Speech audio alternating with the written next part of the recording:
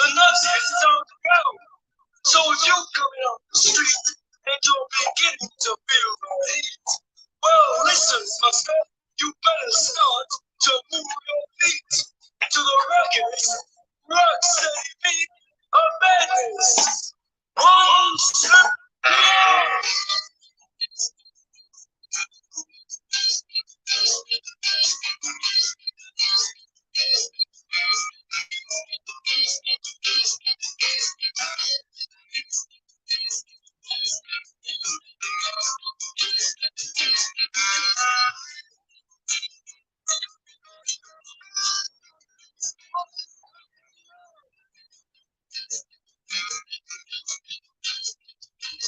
Can't play too much of that, guys. How we doing? Yeah, can't play too much of that. Just to pay respect to madness there, we're on live tonight in Middlesbrough, Albert Park. Bit steep at 54 quid a ticket, like, but yeah, we'll get copyrighted 100% for that. Stevie, you are the first Gadgie in, mate. Proper Gadgie, #1 Gadgie. What can I say? Can you still hear that music? Or can you not hear that?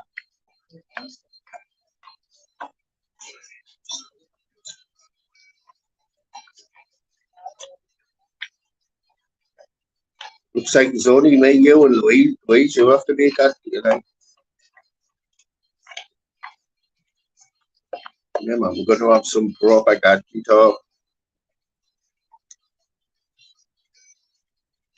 Any chewing that's going on, that'll be the dog next to us who's got her, well, the Irish contingency's in. The dog's got a lamb's neck. Have you heard of them? It's Chopper. Pick up the loot on, of course. Chopper in the house. Yes, Richard Grimes, how you doing, mate? I think Richard liked the Gadgie word, didn't he? Pick up the Geordies. Yeah, it was a little bit of madness there. I think if you're of the similar age as me, between 40 and 50, I would say between 45 and 50 is ideal Gadgie age. You'd really appreciate madness. Yeah, they're on a Middlesbrough tonight, 54 quid. Well, Richard, you're in the top Gadgie range there. Let's have a thing. You'll be 1977. Yeah, man. Joe Lindsay. Joe Lindsay's a Gadgie. Do they say Gadgie where you are, Richard? Not far away from your neck. I know I've seen you on Julian's. The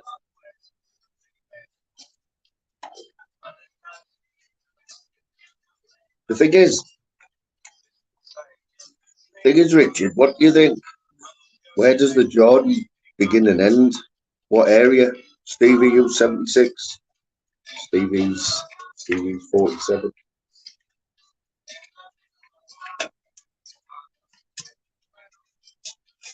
Where does the Geordie start and end? Because for years I worked in Stanley, which I think is classed as County Durham, isn't it?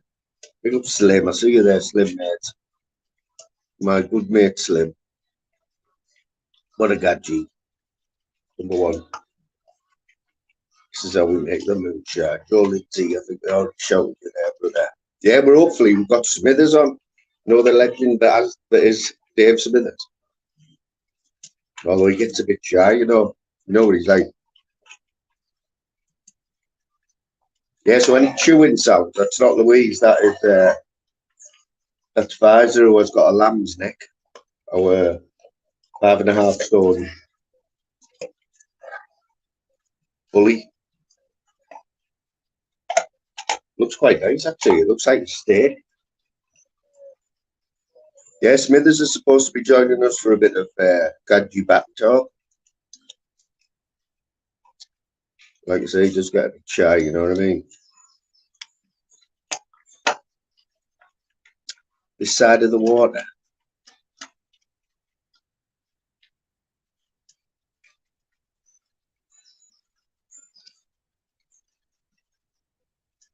So what did you mean South Shields water? Because I never understood the South Shields, North Shields thing. I know you've got the Tyne tunnel. Obviously, that's going under the Tyne, isn't it? Yeah. So you're saying Geordies are what either side of that, or can't think that word now. You know, for somebody who's like a fake Geordie, you know, like a fake Scouser. Yes, Ted, Smoggy in the house. He's a Gadgie. You're a Gadgie, Ted. You will have that pint one day, you know, Ted. But saying that, I won't be able to afford a taxi home after a few weeks, mate. I did go past the Swatter's car the other day. It was absolutely heaving. You know what it's like, man. As soon as someone comes back, they don't even need an excuse, do they? People in Borough don't need the sun to come out drinking. But it's a Weatherspoons thing as well. Come on, Smithers. Let's have you. I will doing anyways. It's sunny where everyone else is. Should have made the text a little bit bigger on this chat because I haven't got my glasses. You can see how blue the sky is, like, man, you're there in the corner. You're off chopper, mate. Enjoy your weekend, brother. Pick up the chopper. See Jude telling me and Lou were asking after him. We hope he's all right.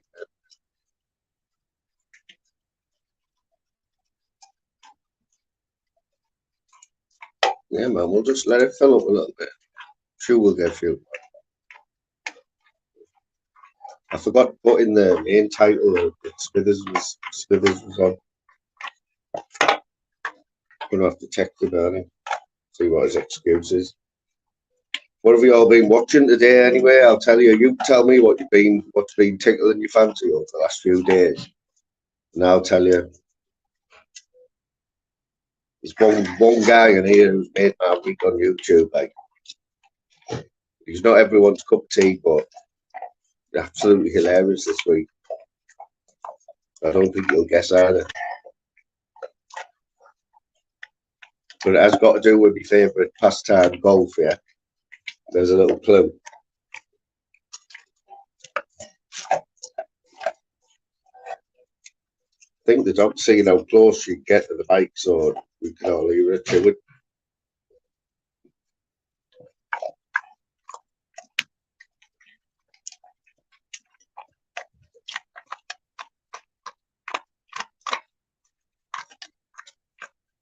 That's half decent, that, like.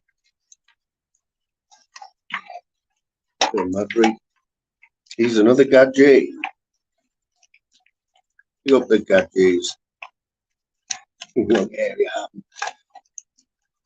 You know what? One thing, I don't know if anyone in the chat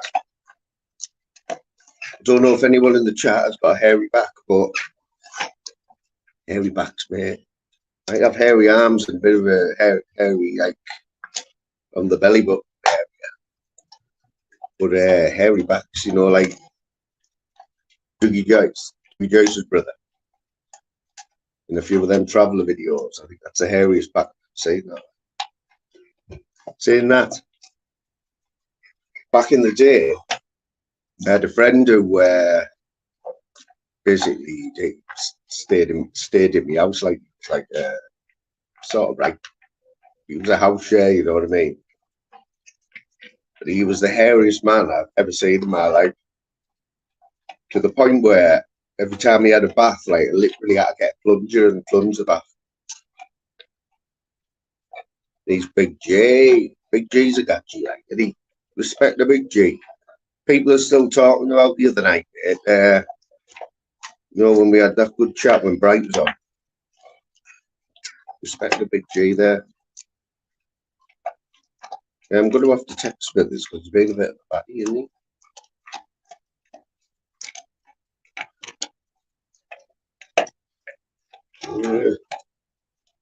Louise, can you put the link? Just stick the link out like every now and again, or you Slim, if you know, or G, if anyone knows how to do it, because my tablet keeps playing up. When I try to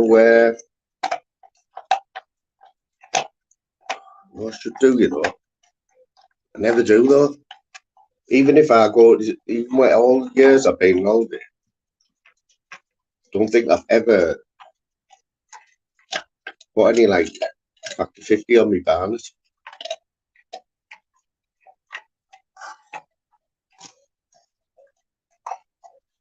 But do we all think I've been watching it all unfold today, the deck of Dougie? So they're already starting to come up with the excuses, aren't they? It's still on, by the way. According, the last thing I seen was about an hour ago, Dougie saying that it was still on, yeah.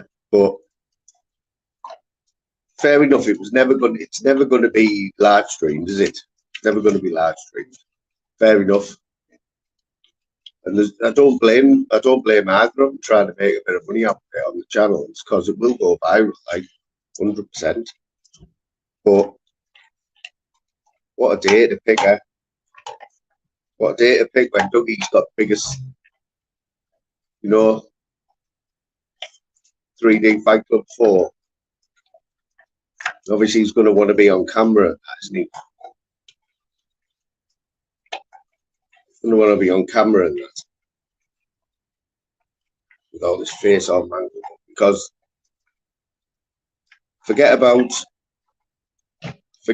just for a minute, forget about Decker and what we all think. But as a fighter, it's hard to vision. It's hard to vision Decker on his ass, you know. It's hard to vision anybody putting him on his ass. But I would like to see it, like, because if somebody puts him on his ass, then I think he'll get up. But Stephen Graham, how are you doing? So what do we all think? Do we think he'll go ahead or what? I've just subbed to another fella today as well. What's it called? Oh, he's been putting a few videos out there. Yes, Tim's definitely a Gadgie. Love the Gadgies. Yeah, the link's there if anyone wants to jump on, anyone at all. Get yourselves on. And, just if you haven't been in here before, I think you all know it's all easy chatting here, man. Easy chat. Chat about anything. Chat about your piles or your lumps or your balls or whatever. It's a money spinner, like, isn't it? Well, I seen today on one of Dickie Hickey's, might have been a live or a video. I think it was his last live. He actually unblocked Dougie and gave him an open invitation to jump on the panel, which I don't think that. But I heard Dickie say he's expecting to get 1 million views on that fight if it goes ahead. 1 million views. So let me tell you, Dickie will be quite up there with YouTube. God knows how much he gets per 1,000 views, but it'll be a lot more than 3 bets, I'll tell you.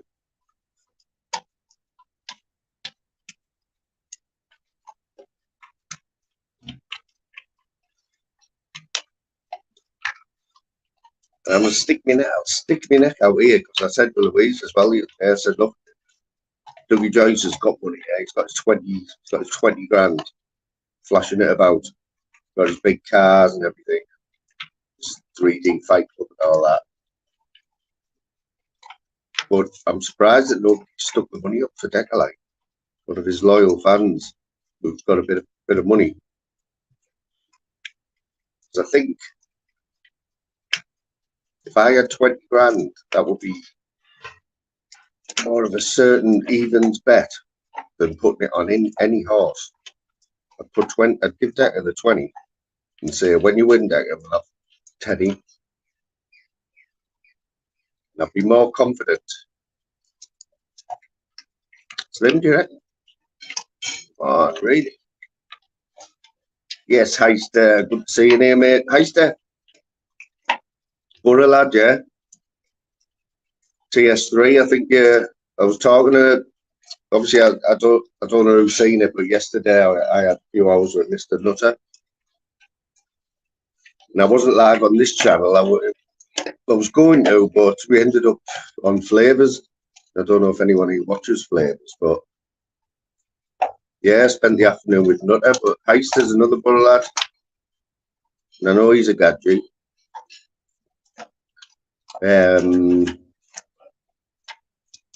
Yeah, I was wanting to go.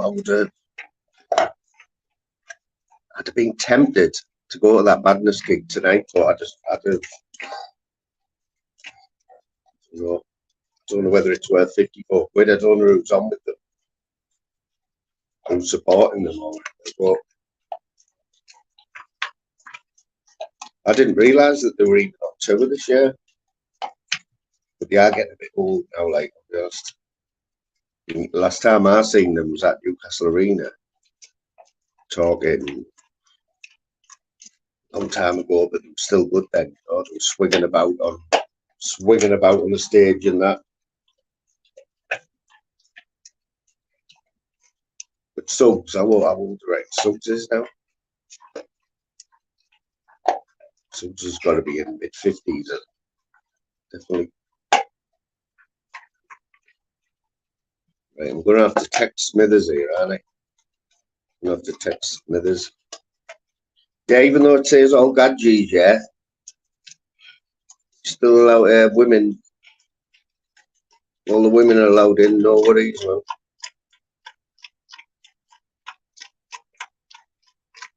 It's not just Gadgie talk, but that is the sort of theme.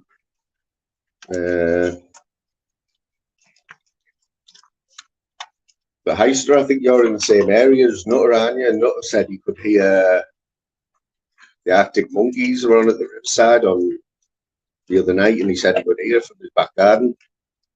So anyone who lives anywhere near Albert Park will have a good night tonight. I know there's houses surrounding the whole park.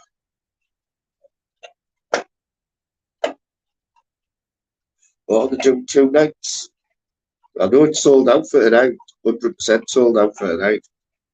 Oh, they must be doing 2 nights, yeah. Cheeky Sprite. Good to see you, mates.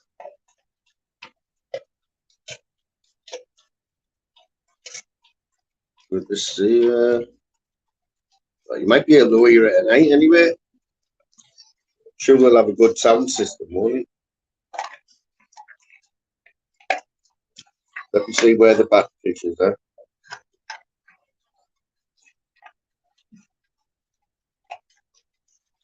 Batty fish.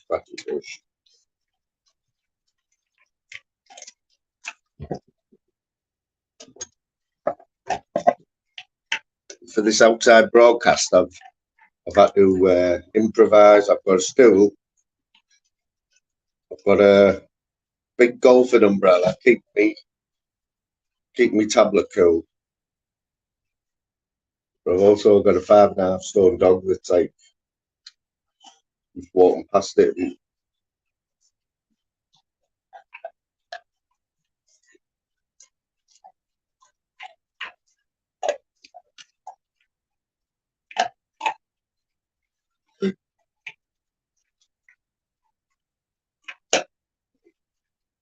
I think Dave's just trying to make it, you know, like he does.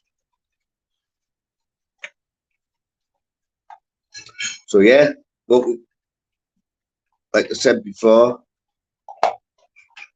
what's been to float my boat this week on here, the real Danny G. You know Danny G, yeah?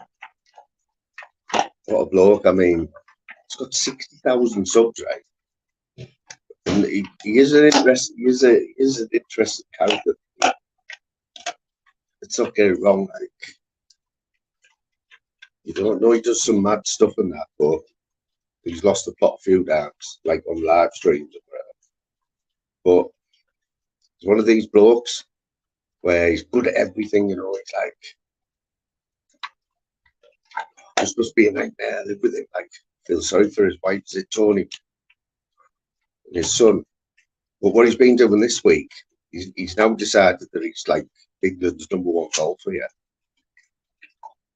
And he decided he's got Tony, his wife, videoing the whole 18 holes, every shot of these 18 holes around his golf course the other day, and analysing every shot, you know, before he takes it. Oh, mate, honestly, anyone who likes golf, it's a must watch. Like, it's endless laps, man.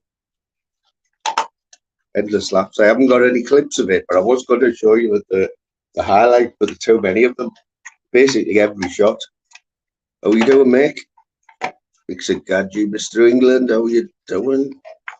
Pick up there. Another 2 Gadgies there, definitely. Pollyanna, who definitely isn't a Gadgie, but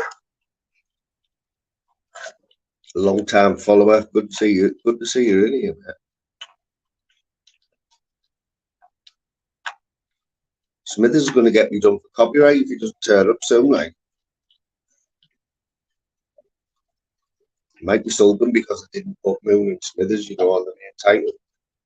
But it is in the description.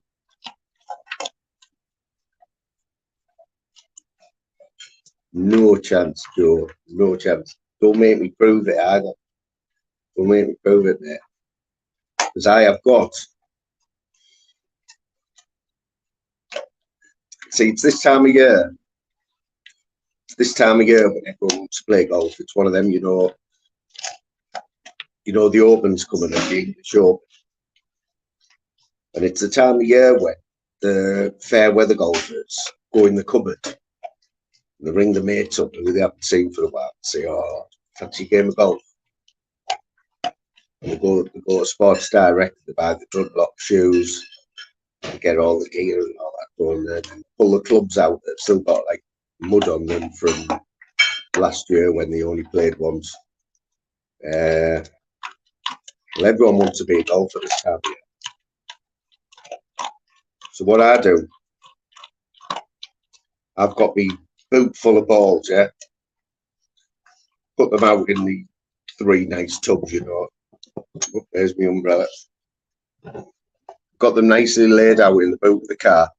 Rock up to the golf course.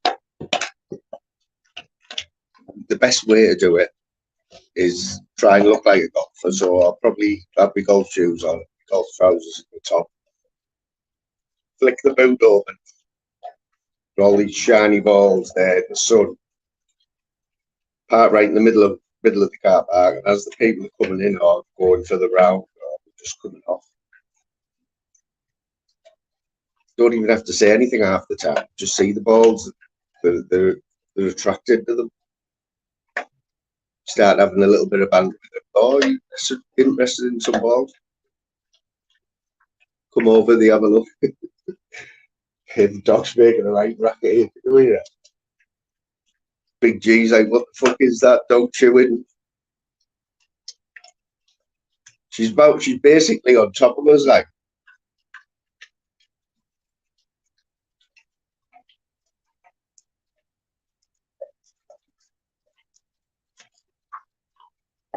She's only got a bit of it now.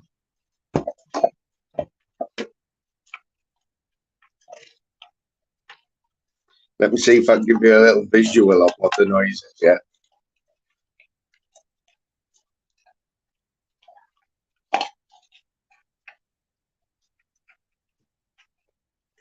Looks like a steak, doesn't it?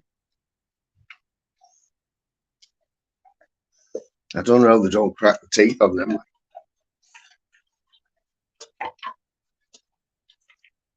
Doesn't bother me because I'm used to having my tea with Louise, see. It's just the same noise.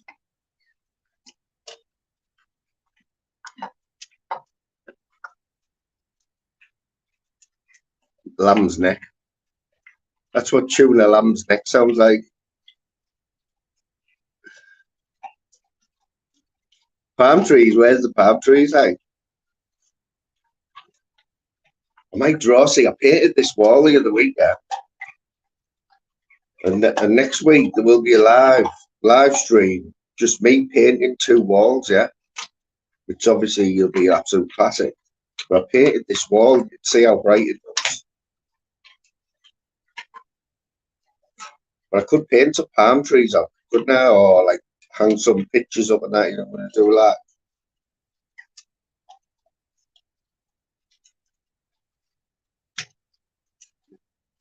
Oh, Slim, have you noticed as well, mate? We're always saying about me, Louise, like, what is going on there? What is going on there? No, if we ever do breed it, won't have a problem finding it. I know that.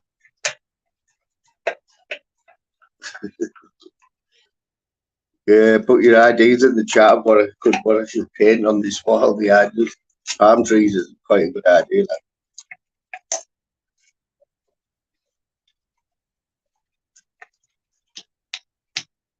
I'm Simon. Couldn't get any closer to the microphone, mate.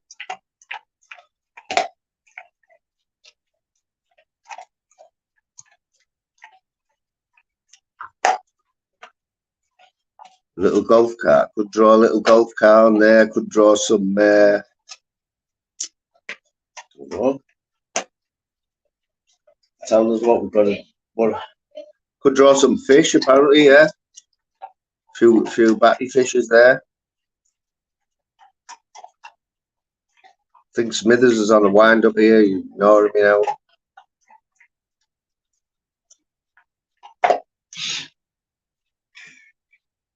Yeah, do a Banksy, yeah. What would you do, right? So what do you do if you live on the end row of terrace houses? Banksy draws a picture. Banksy does a Banksy on the side of your house. Like what do you do?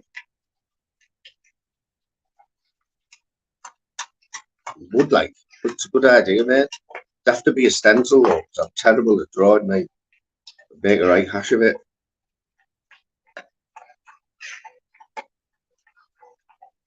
I think, didn't he? When was the last time Banksy done one anyway? Well, it wasn't that long ago, was it? I think they did actually dismantle a whole of the wall as well, but I think that's half of why he does it though, it pisses people off. They'll do it like somewhere where he knows it can't be moved.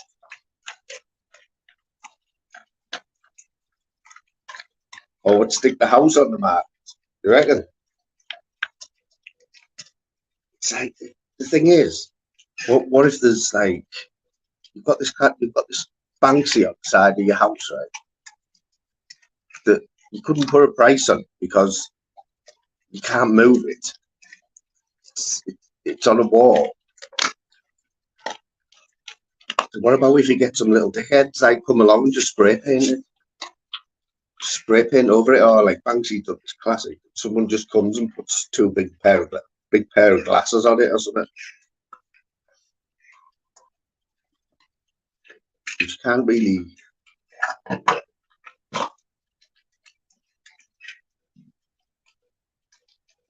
Sounds like a herd of elephants eating.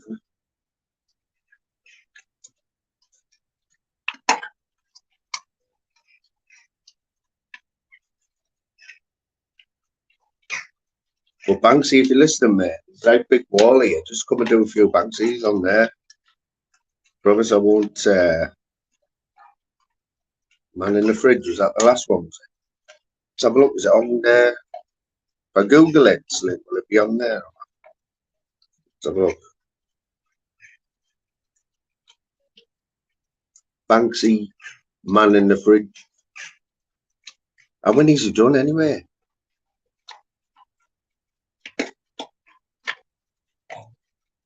February the 14th, apparently. Well,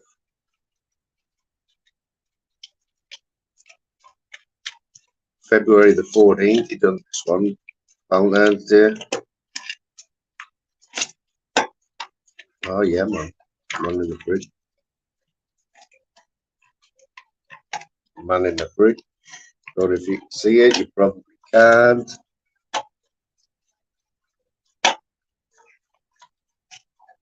Are the stencils though? What, am I being stupid? Are the stencils?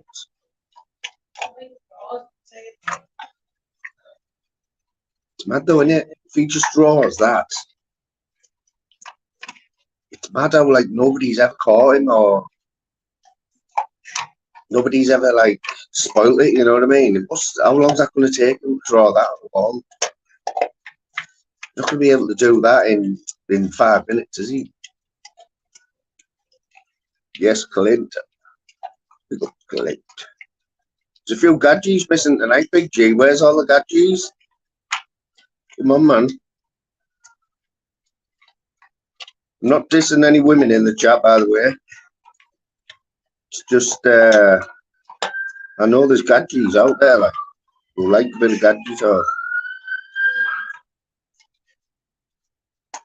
Oh, I get you, right? I get you, so the fridge is real, yeah?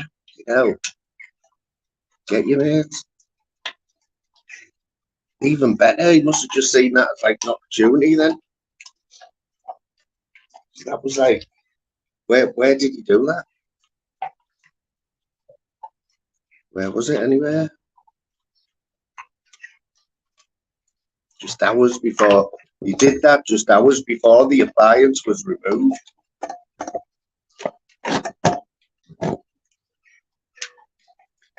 You've got another Gadgie here. I think everyone knows Bazza. Bazza the Quizmaster. The genius that is Bazza. No quiz tonight, Bazza. Just a bit of Gadgie talk.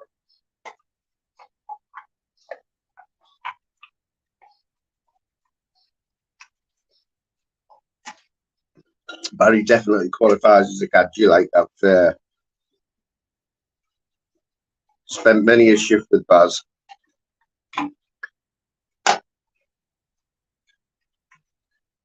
Yeah, so that Banksy there, I've just realised what you said there, Slim, that fridge was abandoned, yeah? So either Banksy's had some people who've seen that, who he knows, and rang him up and said, look, this fridge is here, or Banksy's actually drove past that and thought, right, yeah, Pollyanna, you're on that, yeah, forgot about that. That's what I mean, Pollyanna, like, what does he use? What's he using? What materials he using? Is it like, and how do you describe that art? What type of art is it? Does anyone who hasn't seen any of Pollyanna's art, get yourself over and sub to her. Anyone can stick a link in.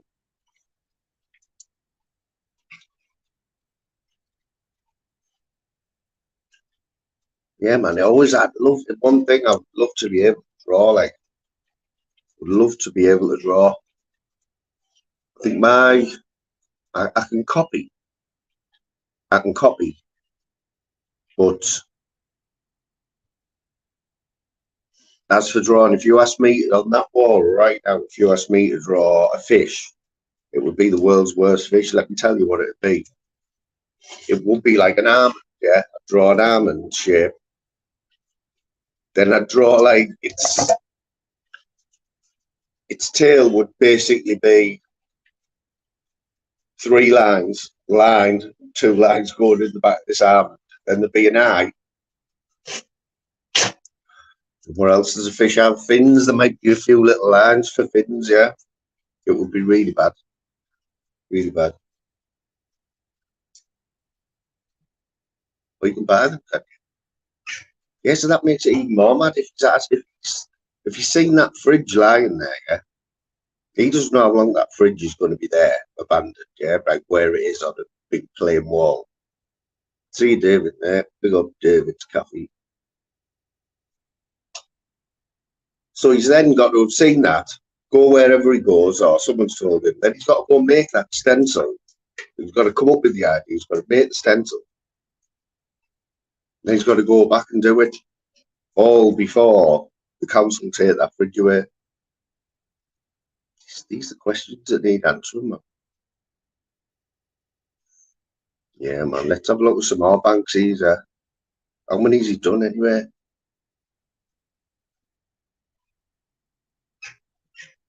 Does anyone know how many he's done? Because he doesn't do them to order, does he? I think there's a few classics like Susie says there. I remember that gorilla one.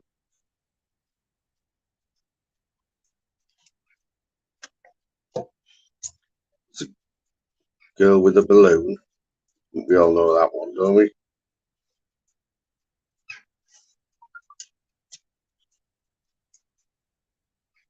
We all remember that one, don't we?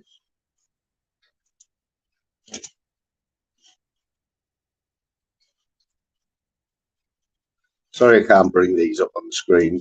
People like the professionals do.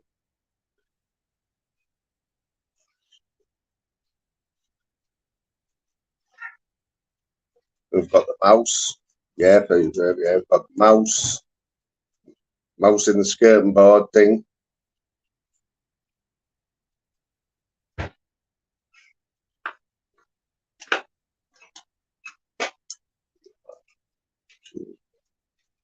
What else have we got here?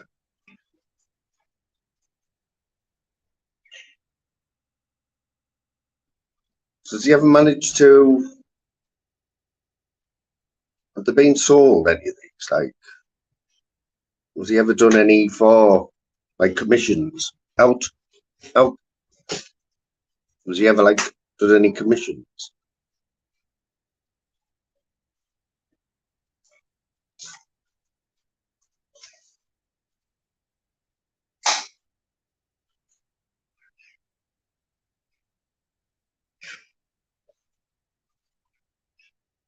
From Bristol. How do they know he's from Bristol then? Is that one of these? Is that one of these facts that one of the confirmed facts? Yeah, it's got to be somebody out there who knows who Banksy is, surely.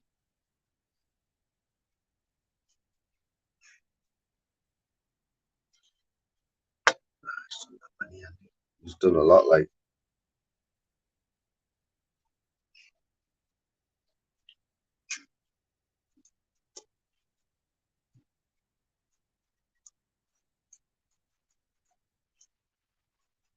Oh, no.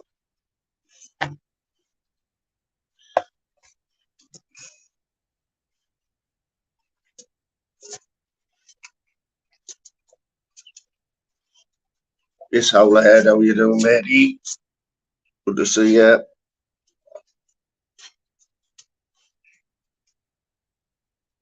Oh, that was the first place he painted there.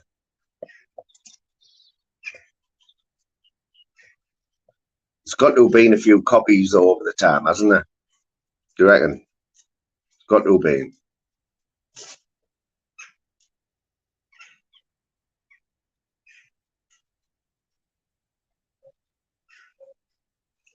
I mean, if the stencils, yeah, if they're only stencils, how do you know it's original Banksy?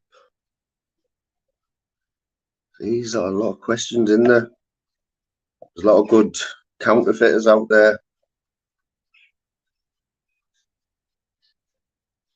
Technology these days.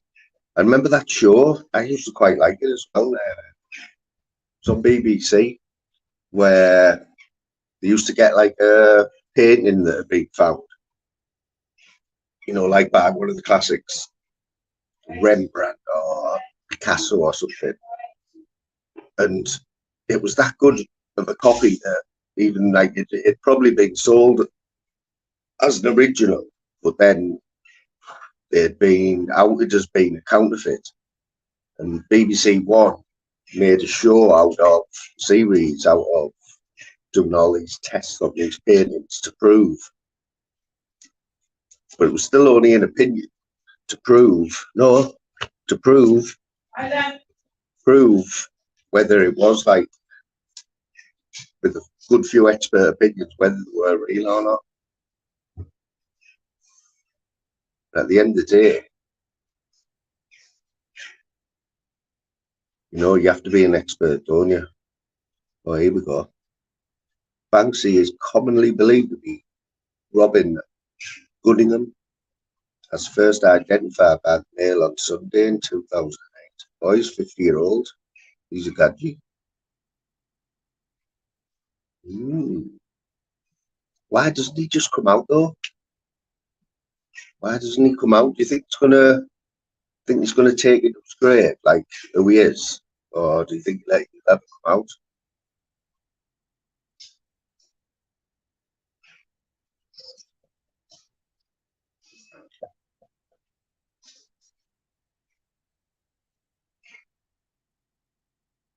I don't know. Must be tempting though for somebody who's gone all. It's like a ghostwriter, isn't it? Is that what they're called? Ghostwriters. People who write under another name, don't they? Like authors. They write under like pseudonyms. It's like they must wanna come out. Oh, he's Big Al. He's got the D back as well. Big Al's a Gadgie. I've met Al. He's definitely a Gadgie. So you've got a few types of Gadgies as well. You've got your hairy ass Gadgie, yeah? I think we all know what a hairy ass Gadgie is, don't we? Proper Gadgie, the type that wear the jeans without a belt, showing the top of your ass and like hairy ass and that.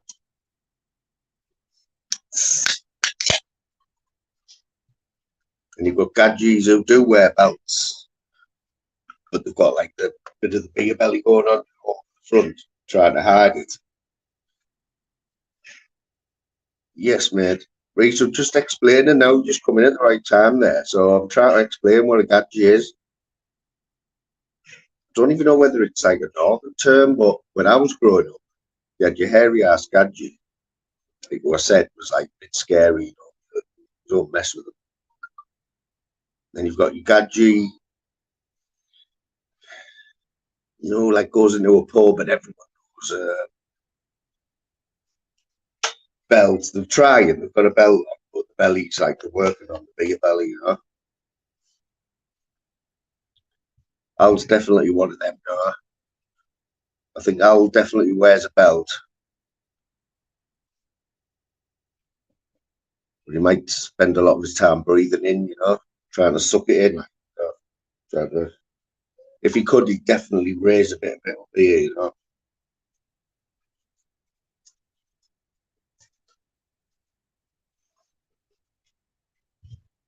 Is it, G? So it's not even down as far as you? The big G's not far south of where I am, and he's saying it's a northern term. Get off. Dogs decide to attack me now. Wait, why is In.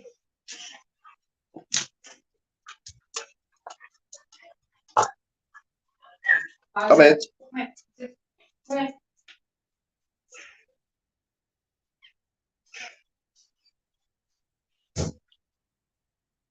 I don't know whether drink's got anything to do with being a Gadgie as well. I think if you drink every day, you're probably like a Gadgie. Yeah, the old Gadgie, there you go. Got the old Gadgie, with the it's rolly. Got rollies and that. Walk like, like John Wayne, like this. All right, bitch. That's your old Gadgie. They do use it wedgies, so Reese has never heard of it though. Gadgies and Radgies. Radgie.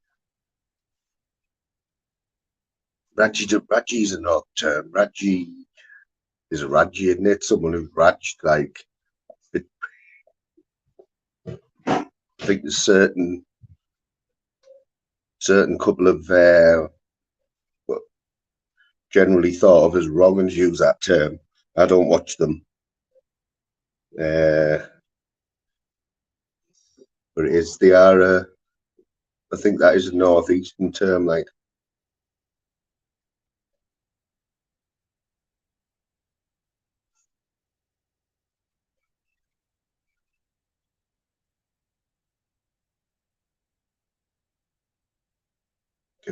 Gadgie. So a bit of work today, Al.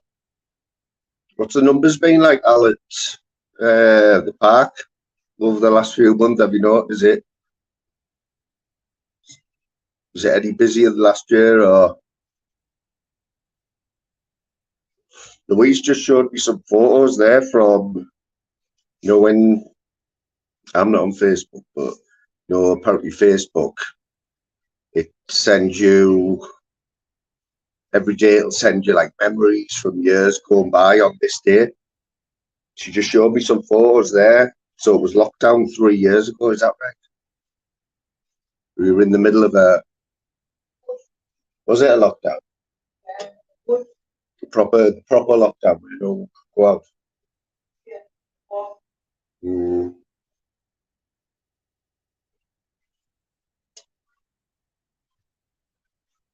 Still, everyone in this chat can say though, can't they? We're all a bit special because we can all say we lived through and seen the COVID thing. COVID, lived through it all, didn't we?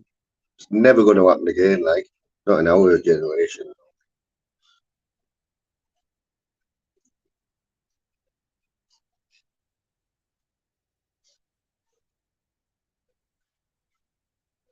Keep forgetting it's Friday as well. Because I haven't been to work. I got a phone call today. I don't know if Baz is still in the chat, but my first sick note was up. I think it was up yesterday, and there's quite a few people in the chat here who were watching that live I did the other day when I was waiting for me. I was waiting for my second phone appointment. I couldn't get the same doctor as I got the first time, who I really liked, and 45 minutes was the first one. Yeah. The second one was with another doctor who I'd never seen before, and it was supposed to be 2:30. And I was doing the live stream. I left Jim Zeus on the live. So from 2:30, basically, I'm sat nervous because of anxiety and stuff, and talking. I don't really, it's bad to believe. Yeah, Baz, listening, mate. So I'm already anxious about talking to this doctor, and he decides to be half an hour late. And he rings up at 3:00. Basically, he might as well have he could have just sorted it all out in a minute by saying, what do you want me to write on your sick note? How long do you want it for? That was it. That was my appointment. Absolutely shocking. But anyway, it was another month. I've got another month. I've just taken it in today, Baz. Just going to drop it in at work this afternoon, which was a little bit weird, a little bit strange, because I thought I didn't want to bump into anybody, There was a good chance that I could bump into anyone. And took it in today, and funnily enough, somebody rang me who's off my shift, one of me work, and one of the lads I work with. He rang me as I'd just pulled up into work. It's not the first time he's rang, but it's the first time that I've answered. because it's one of them, innit, you know.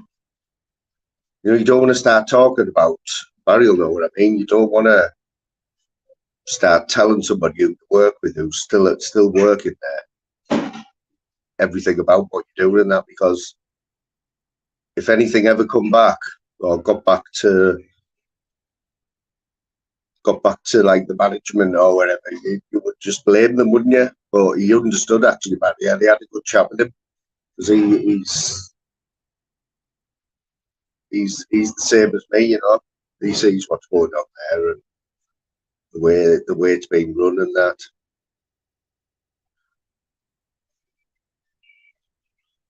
But yeah, we've had a good what's the word? Productive few days actually.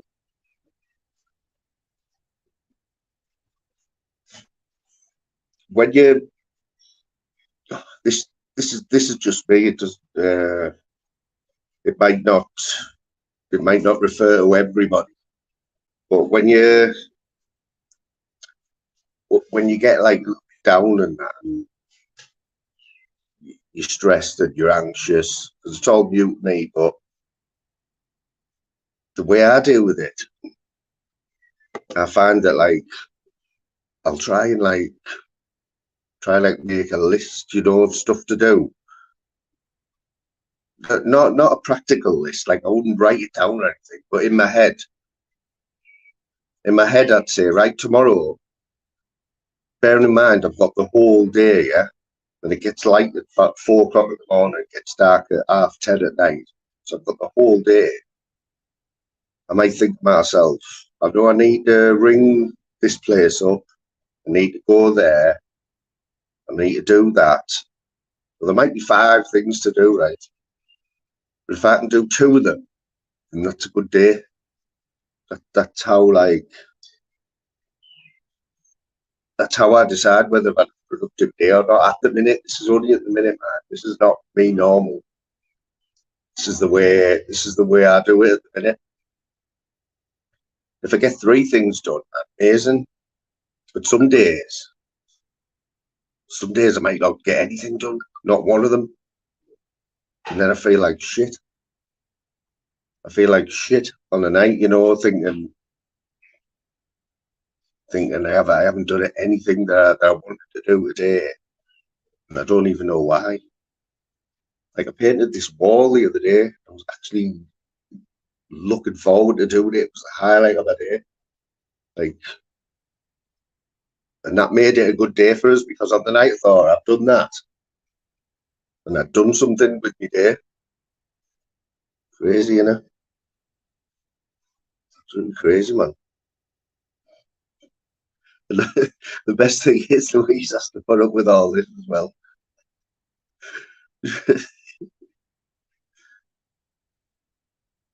Don't get me wrong though, right? I'll be honest.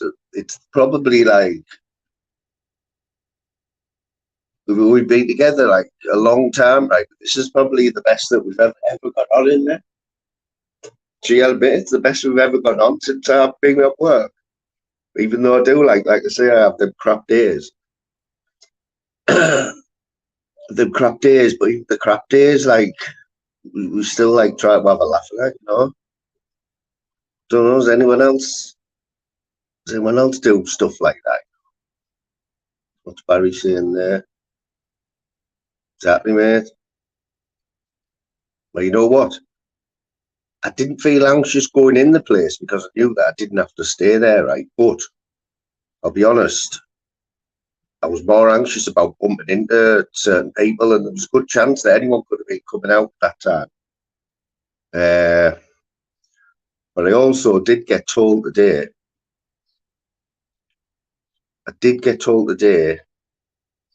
That everyone on that shift, I haven't even told you yet, right? Everyone on that shift, including management, has been told not to ring me, not to get in touch with me. But how can they say that? I don't know whether that's in a. I don't know whether that's. Do you think that's? Do you think that's? Do you think that's to protect me though, or to protect them, you know, because it's got anxiety, sick note, stress, and work related. I think there's a certain procedure they've got to follow, isn't there? As soon as you use that word.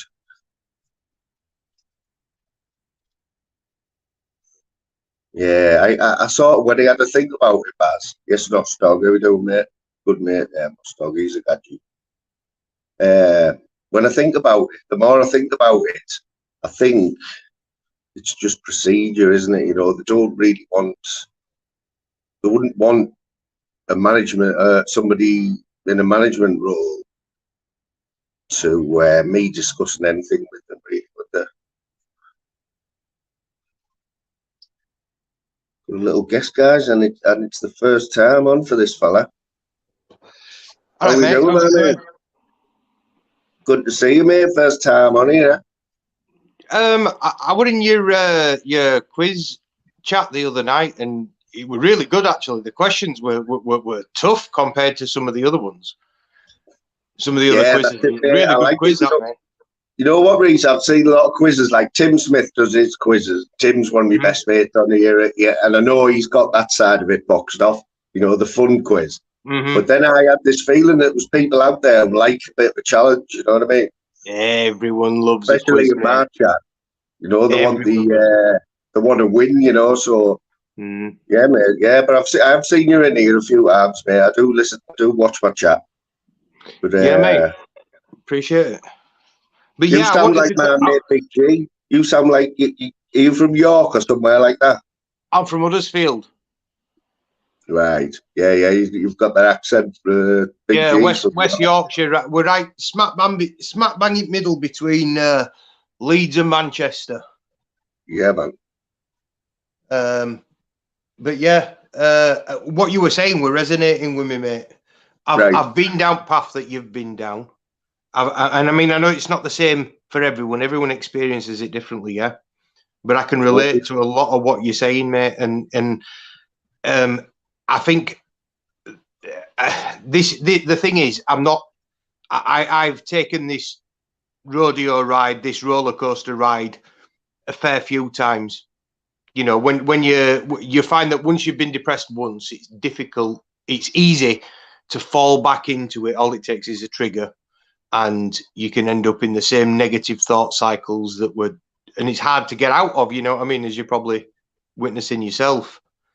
So was yours to do with work, or was there something else? Like, well, I've never been like this before.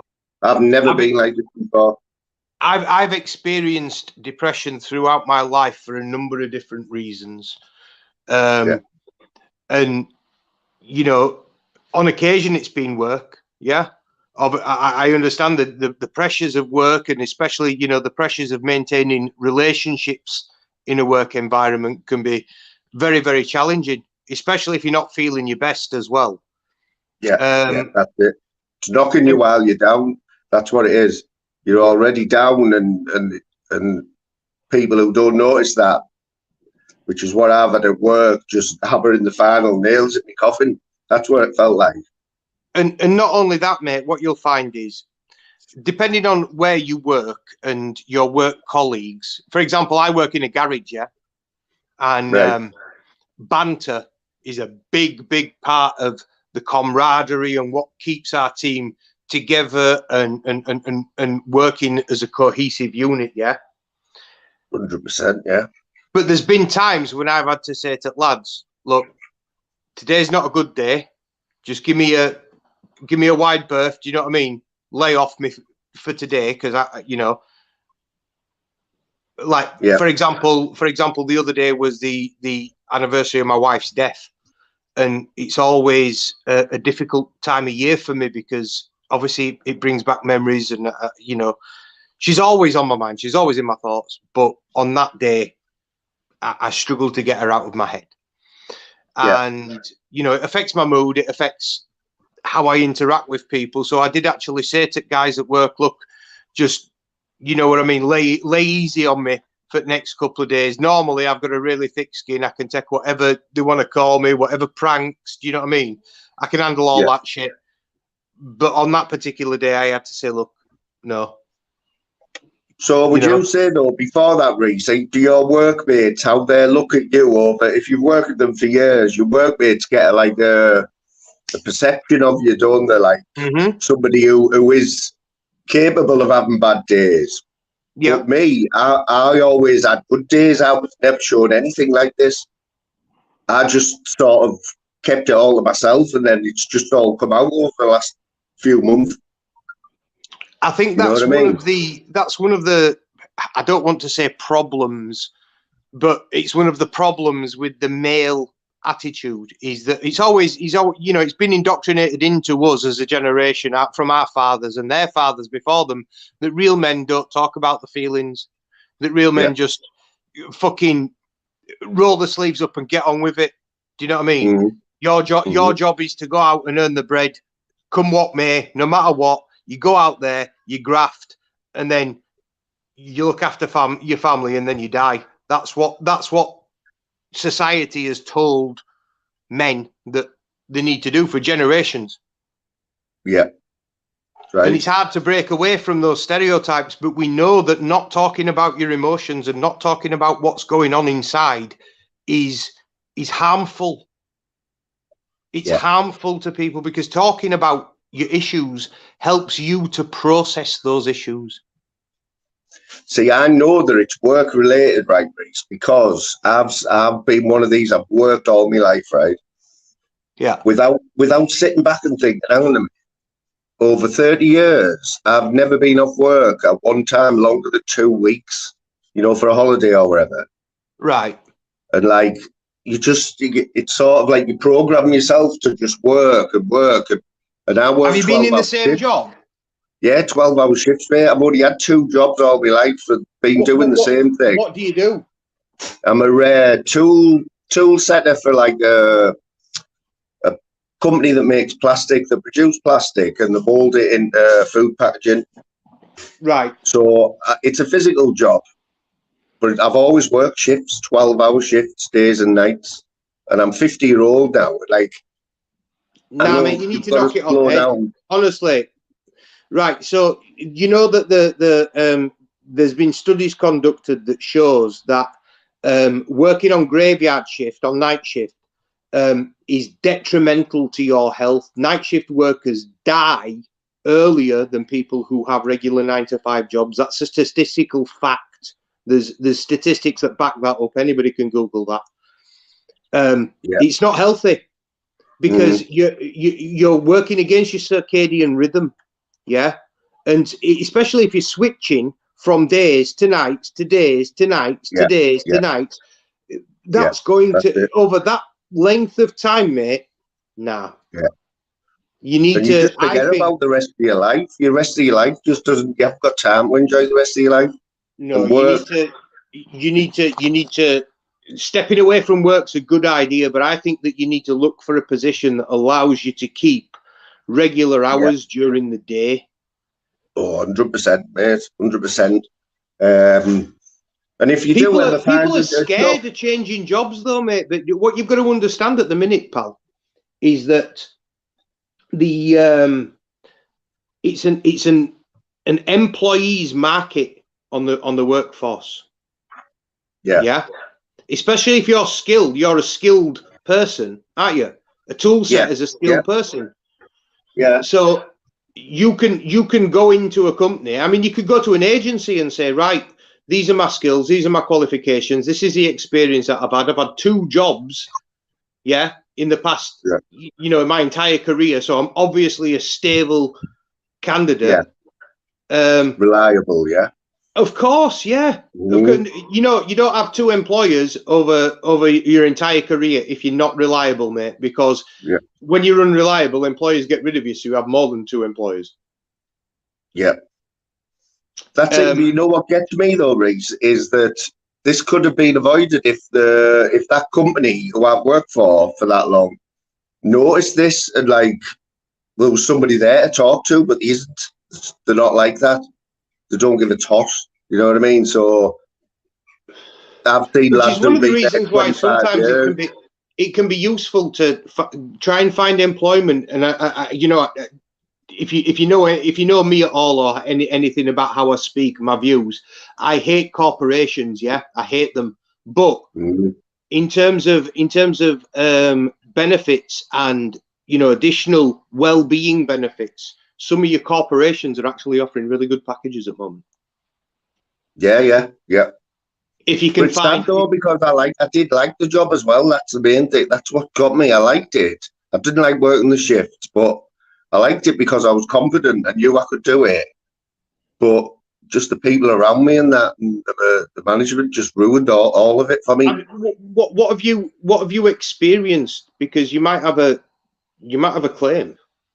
If you've been discriminated against or you've experienced bullying, you may well have a claim, mate. Right. See, this is something I've thought about. I've got a good friend. He's in the chat now, called Barry, right? And he was my shift manager. He's pretty much the same as me, a little bit older. He was in a management position at the same company. Now he has diabetes. He has a few health issues, but he's not useless. Far from it. Yeah. And basically, they just shoved him aside and got rid of him, paid him off. It was disgraceful what they did. And I feel like that's what they're trying to do with me as well. Because you see, because you've got mental health problems, that you're a liability. For Barry, I think it was. I think they were trying to use that with Barry, yeah, which is wrong, really. But they were using that because with diabetes, I've worked with Barry. Like he might be on a night shift and you might have a bit of a wobble, You'll be stood with him and you'll be like, whoa. But surely they should have done something different to him, They could have put him on day shift. Yeah, there's reasonable accommodations that they should that they could have made, and the law states that they have to make those reasonable accommodations as well. What were the grounds that they got rid of him on? I don't know, because he's in the chat now, but he's never really spoke about it. I don't know, but I think it was a little bit of a shock. It was a little bit of a shock to himself the way it happened quickly as well. Really quickly. How long ago was it? A couple of months ago. Right. If he's in any question about the legality of his dismissal, because you do have rights as an employee, your rights are quite stringent. They have to have a good reason for firing you if you're going to fire you. Yeah. You know what I mean? It's not a case of they can, if they fired him because he's got diabetes, then your mate's getting paid. That's direct discrimination. If they try taking disciplinary action against you as a result of your medical issues, then that's exactly the same. It's direct discrimination. You can't do it. And if you go see a solicitor, if that's the case, seek legal advice and take them to court. Barry, if you're in the chat, mate, I know he's not shy, but he's definitely not shy, but he's never been on a panel like this. I only introduced him to all this like a couple of months ago, but he's always watching. But this would be a safe place to chat, Barry, because nobody at work watches this, knows even about this. I'd hate anyone at work to find out about this channel. You know what I mean? There's only me and Barry. But Barry, if you wanted to come on, mate, or just write in the chat anything that we I had to sign a settlement agreement via solicitors. My solicitor wanted me to sue, but mentally I wasn't up to it. There you are. And that's what they play on. They think you're just thick, They think, oh, we'll get rid of him. Offer him a bit of money or whatever. Yeah. And that's what they did with Barry. He did get a bit of cash, but it's nothing really when you think about it. A couple of months' wages, I think it was. Yeah. And I don't know. I just think it could be handled a lot better. And now it's all happening again with me. And listen, mate, if they dangle a tiny little Chantenay carrot in front of you like that, do not take it. Yeah. Don't take it. You don't want the carrot. You want the fucking farm. If they've discriminated against you and you go to court and they're found to have discriminated against you, then they charge something what they call punitive damages. Yeah. So you're talking 20, 50, 80,000 pound. Really? Wow. Yes, really. Look up disability discrimination punitive damages cases on Google, and you'll see when companies break the law like that, when it goes to court, judges tend to throw the fucking book at them. Yeah, it has sort of changed over the years, hasn't it? They're a lot more for the employer now, aren't they? Employee now, aren't they? Well, in terms of discrimination like that, yes, they are, because if you fall under a protected characteristic, yeah, it's illegal to abuse someone based on a protected characteristic. It's the same reason that it becomes a hate crime if you do that. Yeah. So if you fire someone because of their status of one of these protected characteristics, health being one of them, then you're going to get punished because of it. Yeah, Nostock just mentioned there, Louise, just in the background, the partners just said, ask Reese, what about unions? Do they help? Yes, absolutely, unions help. I'm not in a union. I've worked in a union environment, and I have to say that it forced the management to treat the staff with respect and dignity. Yeah. Because what I always got told about unions was that all unions do is slow things down. Where the company's got to get their own way, but unions slow everything down. That's all I've ever known about unions. Never been in a it's not the case. Think of a union as being a mutual support organisation, yeah? So the other people in your union, your colleagues, you'll all come together and you'll designate a representative, yeah? And that person will represent your workforce in negotiations with the management. Say the management wants to change your shift pattern, yeah? And the guys don't want the shift pattern changing. So what they'll do is they'll nominate a person to go and be their spokesperson. They'll have a meeting, they'll sit down and they'll say, right, I want this putting forward and that putting forward. We could suggest this idea as a compromise. We could ask for a pay rise. We could, do you know what I mean? They just sat there and discuss all these different aspects of the equation, and then that representative goes to the bosses.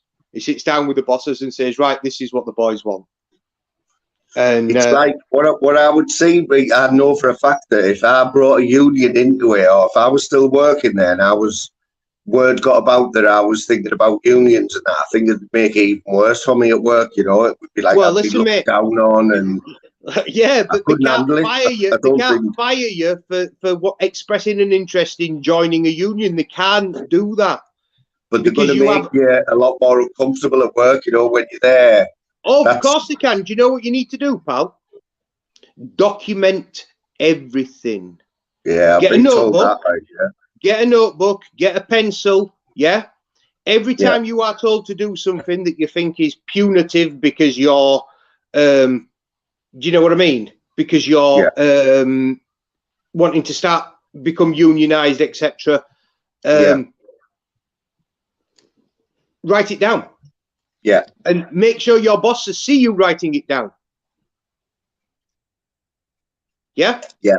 Yeah. Write the tape and do it in front of them. Write the time and the date. State what the instructions were that you were given. Yeah. Yeah. And because I don't know what sort of I think to do that, are they likely to be? Are they likely to do that though? You've got to be a strong person, I think, to do that. You've got to be able to think, right, I'm going to get shit, but I'm going to do it anyway. And like Barry said, his mental state, he wasn't up to that. So he just took the money. He took the easy way out. And you know what, mate? I'm not going to lie. If they offered me a decent amount of money, I don't like the job anyway. I used to, but I don't now. And I think a decent bit of money, and I would walk away from it quite happy. I know that it's not right, but Yeah. Oh, have you got I don't other know, mates at work there besides Barry? in the So, same position as me and Barry as well. Have been there a long time. Who see it all happening as well. They're right. still there So, now. right. So if you lie down and take it, mate, if you lie down and take it, and you let them get away with buying you off in a settlement for a couple of £1,000 when they've actually discriminated against you, yeah, Yeah. then you're making it that much easier for them to do it to the next guy and then the next guy, and it never stops. The only way these companies learn the lesson is if you hit them where it hurts, and that's in the fucking pocket. And do you know what? If they fire you because you sought to take legal action against them, that's another fucking lawsuit. Yeah. You can't retaliate against someone who's pursuing legal action. You can't retaliate against somebody who's seeking legal advice. You can't retaliate against somebody who's wanting to join a union. Yeah. There's very specific rules in place on what employers can and can't do. And when they break those rules, it means you get paid. Yeah. If you take it to court and you hold them accountable for it, you get paid. I mean, now they've basically, because I'm not getting paid now either while I'm off. I'm only getting sick pay. So, you know, what my life's changed because of that as well. You know what I mean? Like, everyone needs money, don't they, to live? But yeah, I could learn things. I am learning things by the way they've treated Barry, and I'm in the position now that Barry was in, but I haven't accepted anything. I haven't been offered anything. I'm in the early stages. You know what I mean? And I'm at that point where I've just put my second sick note in for a month, so I've got another month. What have your bosses said to you? Well, you know what, right? I had a meeting with them last week and it got cancelled, right? For me, I cancelled it. I don't have to go in, they said. The HR manager said, do you want to come in and have a chat? So really all they know of the whole situation is work-related anxiety on the sick note. They don't know any details, why I'm anxious about work. I haven't mentioned anything. Are you willing to share those specifics? Yeah, I want to, but I know it'll open up like the next can of worms. You know, I know it'll blow up after that. If I mention the word bullying or being singled out at work, then it goes to another level, doesn't it? But you know, you can't expect your employer to do anything about what you're going through if you don't report it through the appropriate channels. That's first and foremost. If you've got a HR department, if you've got human resources, speak to them. Yeah, well, that's my next thing now. I've got the appointment next week, but you know what? I don't know what to say to them because I think if once I open my mouth, I will start naming names and going into detail. I don't know whether. I don't know if that'll be good for me or not at the minute. I don't know whether I'll fuck it up. Well, okay. So if you're, you know, a lot of the time when you have these meetings, you can take an advocate in with you. But just by doing that sets the tone, doesn't it? Well, no. What it does is it enables the other person to speak on your behalf, so that your emotions don't get in the way of getting your point across. Yeah. You understand what I mean? It's the ability for you to speak without you having to go through the trauma of having to speak to your bosses. Yeah. And that's why a union would be perfect, because you'd have a representative who went in there with you to defend you and your rights. Yeah. And, you know, I'm fairly certain if you called, I don't know who the union is concerned with your particular industry. There are lots of different unions. But if you found out which was a relevant union that you need to speak to, you might even be able to get a representative just to come and speak on your behalf. You know, they'll listen to your story. You tell them what you've been through, tell them what you've experienced, and maybe even get Baz to speak to them as well, and have them, you know, have the guy or whoever, the union rep, go to the meeting with you, because a union, even if your workplace is not unionized, a union will be interested in examples of employers breaching rules like that. Yeah. And they do have lawyers, the unions, you know. That's one of the benefits of being part of a union, is that it essentially they help pay legal fees if you do have to take your employer to court. I know for a fact, say if my dad was a lawyer and specialised in this, he'd wipe the floor with them. I know for a fact he would, because they're a multi-million-pound business. Yeah, it's quite a big business, you know. They make a lot of money, but it's a family-run business as well. It's family. Right. They're all in the family. You know, the HR's part of the family. The directors are all family. That's why you should not approach HR on your own. Because I was thinking, if it's got a HR department, then it's likely to be, like you say, quite a sizable business. But if the HR department is part of the family that runs the organisation, they're going to lack the objectivity to be able to serve your interests and your rights under the law. Do you know what I mean? That's what you need, somebody in that meeting that knows what your rights are. Yep. Yeah, that's the hand that they think, that's where they think they've got their upper hand, because they think, oh, it's already in. You know what I mean? No. When you're going to organise a meeting, but go in prepared.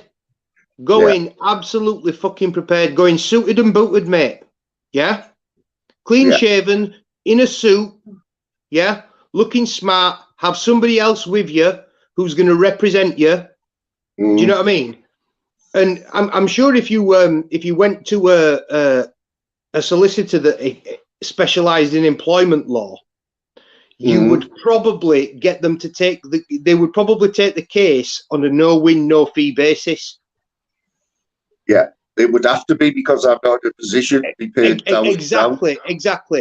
So it's in their best interest. If they're no-win, no-fee as well, it's in their best interests to get you as much as possible, because they get a percentage of that. Yeah. Yeah. Yeah. So that solicitor, you could have a solicitor in your meeting with you. By all means, you're allowed legal representation, and you're allowed somebody to speak for you. And if you've paid us, you know, if you've signed an agreement with a solicitor for no win, no fee, he knows he's going to get paid for that meeting eventually. Yeah. And let me tell you, obviously, you'll have to explain your case to the solicitor and go into a lot of detail with them. And am I right in thinking, right, that these days, say you've got a manager, right, a shift manager now, if he's in a position to dismiss somebody, right, at work, and you sue the company, do you sue the company, or is it him? You would, if he's breached your rights, your employment rights, by dismissing you, then you sue. It's the company that you sue. Right. It's not the individual, it's the company. And the company will have liability insurance to protect itself from when it's sued. Yeah. More often than not. If they don't, it's irresponsible. See, like anything, money talks, doesn't it? And like a company like that, you know, they don't want a stain or anything on the books or anything, do they? And like, so that's why they've paid that other guy off, and they've obviously realised that you know, it's easy. You know, it's far easier to pay someone off, especially if they've accepted, you know, a couple of months' wages. Yeah, that's ridiculous, mate.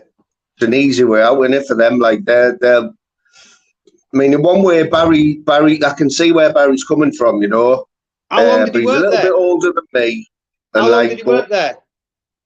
Barry's been there about longer than me, about over 15 years. I've been there 14 years. Do not sign any fucking settlement agreements. Do not sign any settlement agreements. I'm really, really sorry, but your friend Barry has allowed them to get away with something that, if it was possible to take it to court, he would have been in receipt of. They would have punished them. And that's what companies like this need. They need punishing. They need to understand that they can't take away 15 years of somebody's life. And on varied shifts, yeah. Now the problem with those varied shifts as well, that 12 on, 12 off shit, yeah, is the fact that when did your friend get diagnosed with diabetes? Can I ask? A couple of years ago, I think. Couple of years ago. While we were working for that company? Yeah, right. So, yeah. You know how I said about graveyard workers and the early death rates?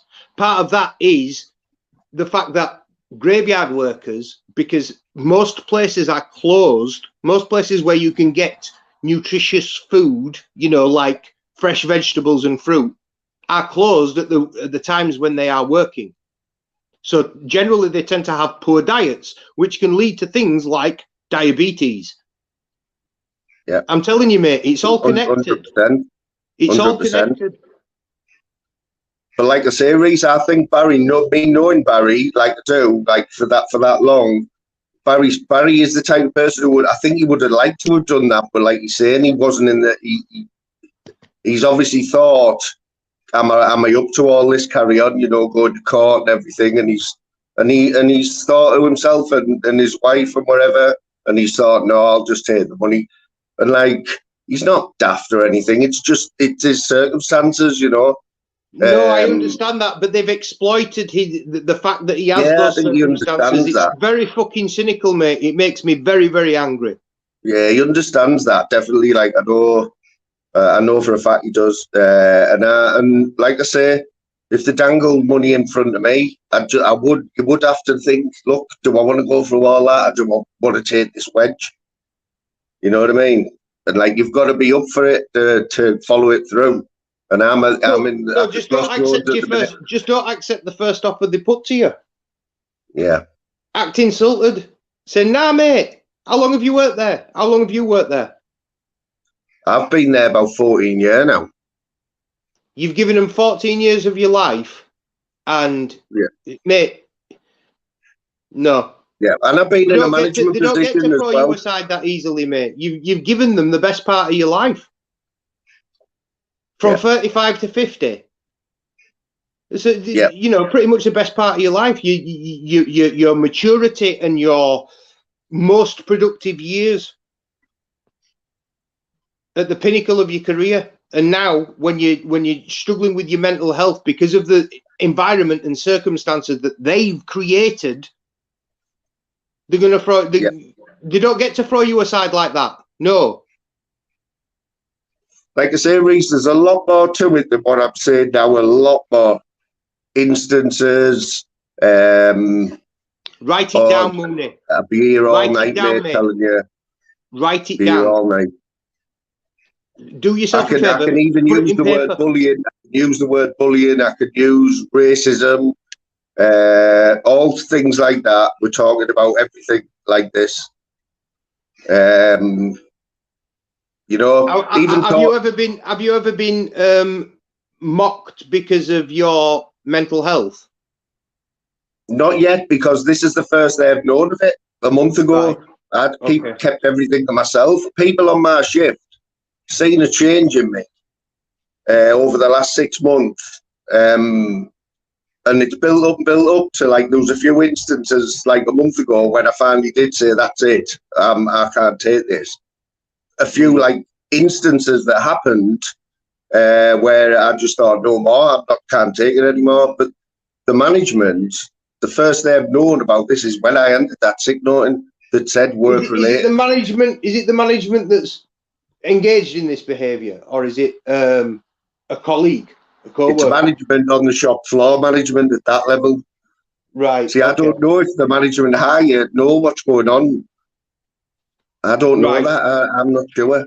Is that shop floor manager part of the family that run the business? No. Right. Then, but he's your direct line manager, is he? Yeah. Who's his boss? There's a production manager, and then there's a plant manager who's in charge of it, and he only answers to one person there. And then there's obviously the directors and everything. But these two are thick as thieves. The production and the plant manager are thick as thieves. And I'm going to get no joy there. If you were at work and you had a problem, you go to your shift manager, don't you? Yeah, no, what you need to do, you need to go to HR. But you need to do it in a way that you are fully prepared to say, look, I'm in fucking business here. Yeah. Because if you've been a victim of bullying, if you've been a victim of racism, then you need to stand up for yourself. Because if they get away with it, then it's going to continue. And there's other people that are going to be subjected to the same behavior. And I know that it might seem daunting to take on somebody who's got a lot of money and stuff. But at the end of the day, if you don't hold them accountable, who's going to hold them accountable? Nobody's going to fight for you. You know what I mean? You've got to fight for yourself, mate. But I mean, like I say, you can fight. You can get an advocate and get somebody to talk on your behalf, be it a solicitor, a union representative, maybe even just somebody who knows employment law. Do you know what I mean? Yeah. And who can put the point across, but you be better. My advice to you would be to write everything down, everything that you remember, every instance of racism. If you can with dates, great. But if not, then just, give examples of things that you remember. But if you do go back to the workplace and you end up working again, every time you witness one of these things, you need to, even if you don't write it down straight away, go home or write it, go to the toilet and write it in a notebook, or write it down when you go home or when you get in car. You know what I mean? Yeah. I'll tell you this, right? There's only 20 people in here. I haven't said it before, but I know for a fact nobody from work knows anything about this channel or anything, what I do out of work. But what tipped us over the edge, right, was I got a disciplinary hearing for something that I had nothing to do with, right? On the Friday on shift, right? So I was pissed off about that. This is already when I'm pissed off. And then on the Saturday, my shift manager called us into a meeting with two other people and read this email out that had come from this production manager. And basically, what was said in it was all wrong, right? And I sat there and I thought, hang on a minute, that's not right. You can't say them things, right? Now, when I come out of the meeting, I went to the shift manager. I said, can I have a copy of that email? And his ass went, no, I'll have to ask so-and-so. So straight away, I thought, right, okay.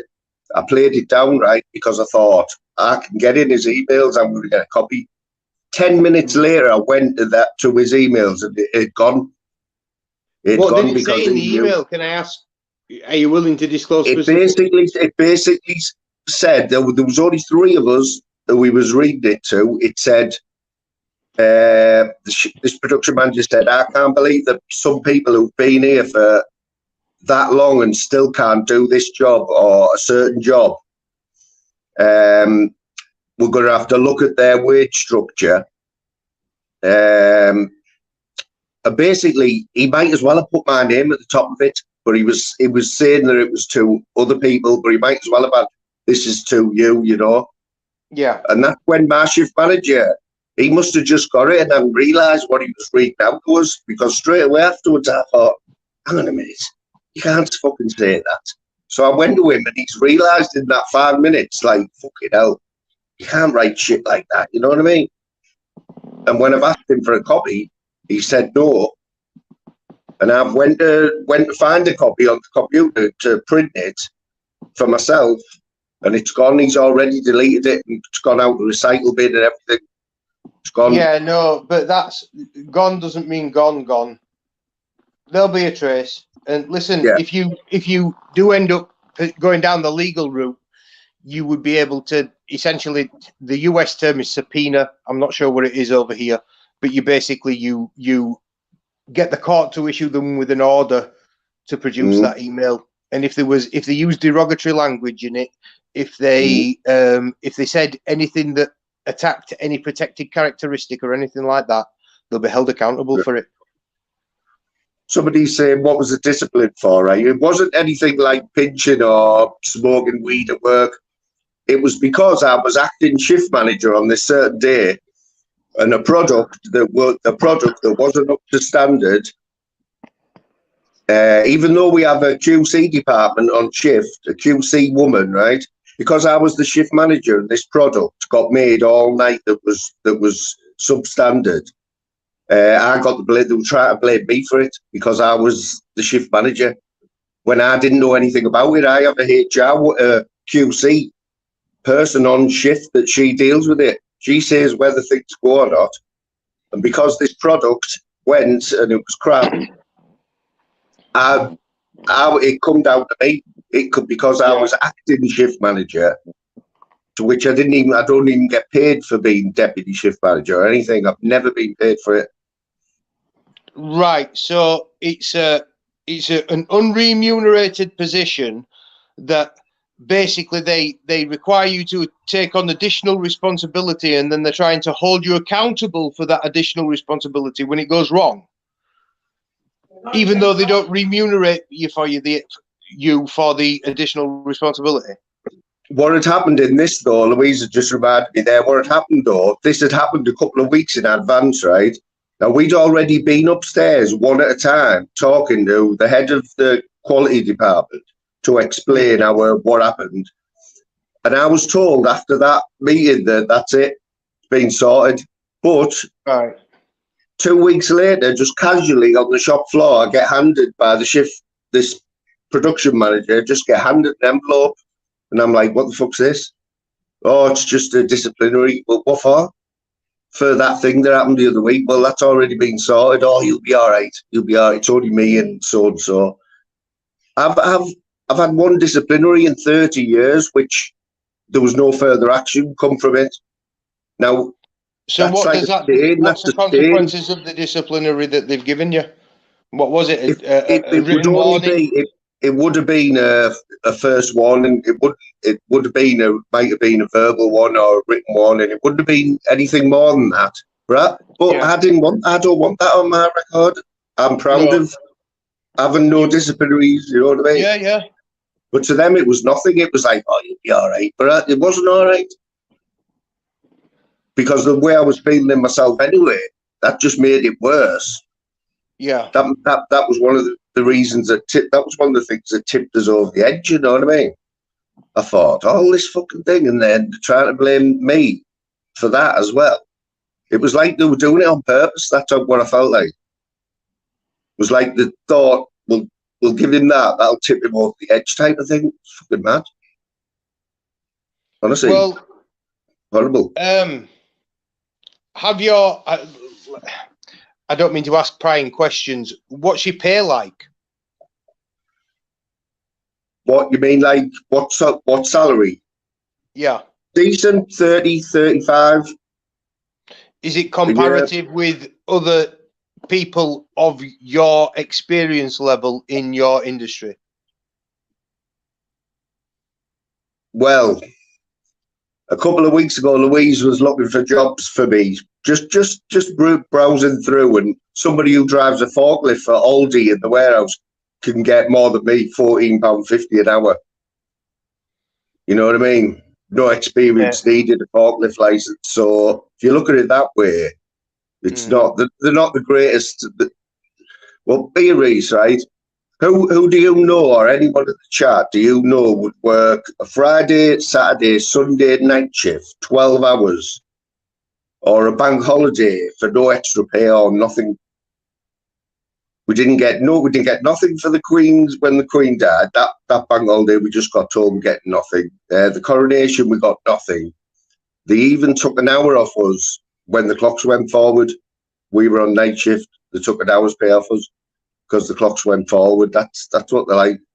Mate, I would, do you know what? Find a different job.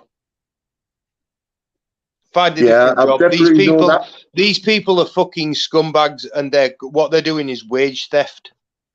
Find a different job, mate. Well, that's my main thing now. I don't want to go value you as an employee. See, this is the thing, Reece, right? The difference between, well, I don't think Barry wanted to work there anyway, but now I've realised that I hate the job. I don't want to work there, right? That makes it difficult for me to go down the route of solicitors and that when they might dangle some money in front of me. I don't want to go back there anyway. Basically, they're paying me to do something that I don't want to do, like I don't want to go back. Here's some money, you don't have to come back. It's either that or go down the other route.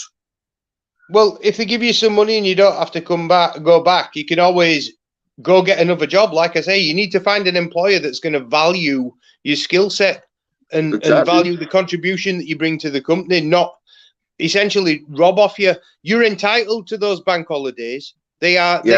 It's requirement by law that you get those holidays. How many days holiday a year do you accrue? Because we work continental shifts. I think it's 23 days holiday a year. And I know it should be more. I've heard this off somebody else. That it should be 4 weeks and all your bank holidays, but bank holiday doesn't mean anything now. Where I work, you don't get any extra pay for it or anything. I would just jump ship, mate. Mm. Find another job. Get another job lined up. Yeah, get them to the position where they have to pay you out to make you go away. Yeah, and say, adios. Yeah. Find a better job. That's what you need to do, mate. And when I do get paid, if that does happen, for the people that still work there who are in the map or down where they don't like the place but they need the money, I'd want to do it for them. You know what I mean? Just let them, the management, know how shit they are and how fucking bad they treat everyone and that. You know what I mean? Well, the best way to do that is in a court of law, mate. That's the best way to do it because it hits them in a place where they uniquely understand, and that's in the profit margin. Yeah. Going into a HR meeting, or you could even walk into Borders directors meeting and go off on a rant about how they're all fucking shitheads, and not one of them will bat an eye. They don't care. Your opinion of them does not matter, but the opinion of a court matters a lot to them because the court has the power to punish them financially for things that they've done wrong. Yeah. 100%, mate. I appreciate that chat as well.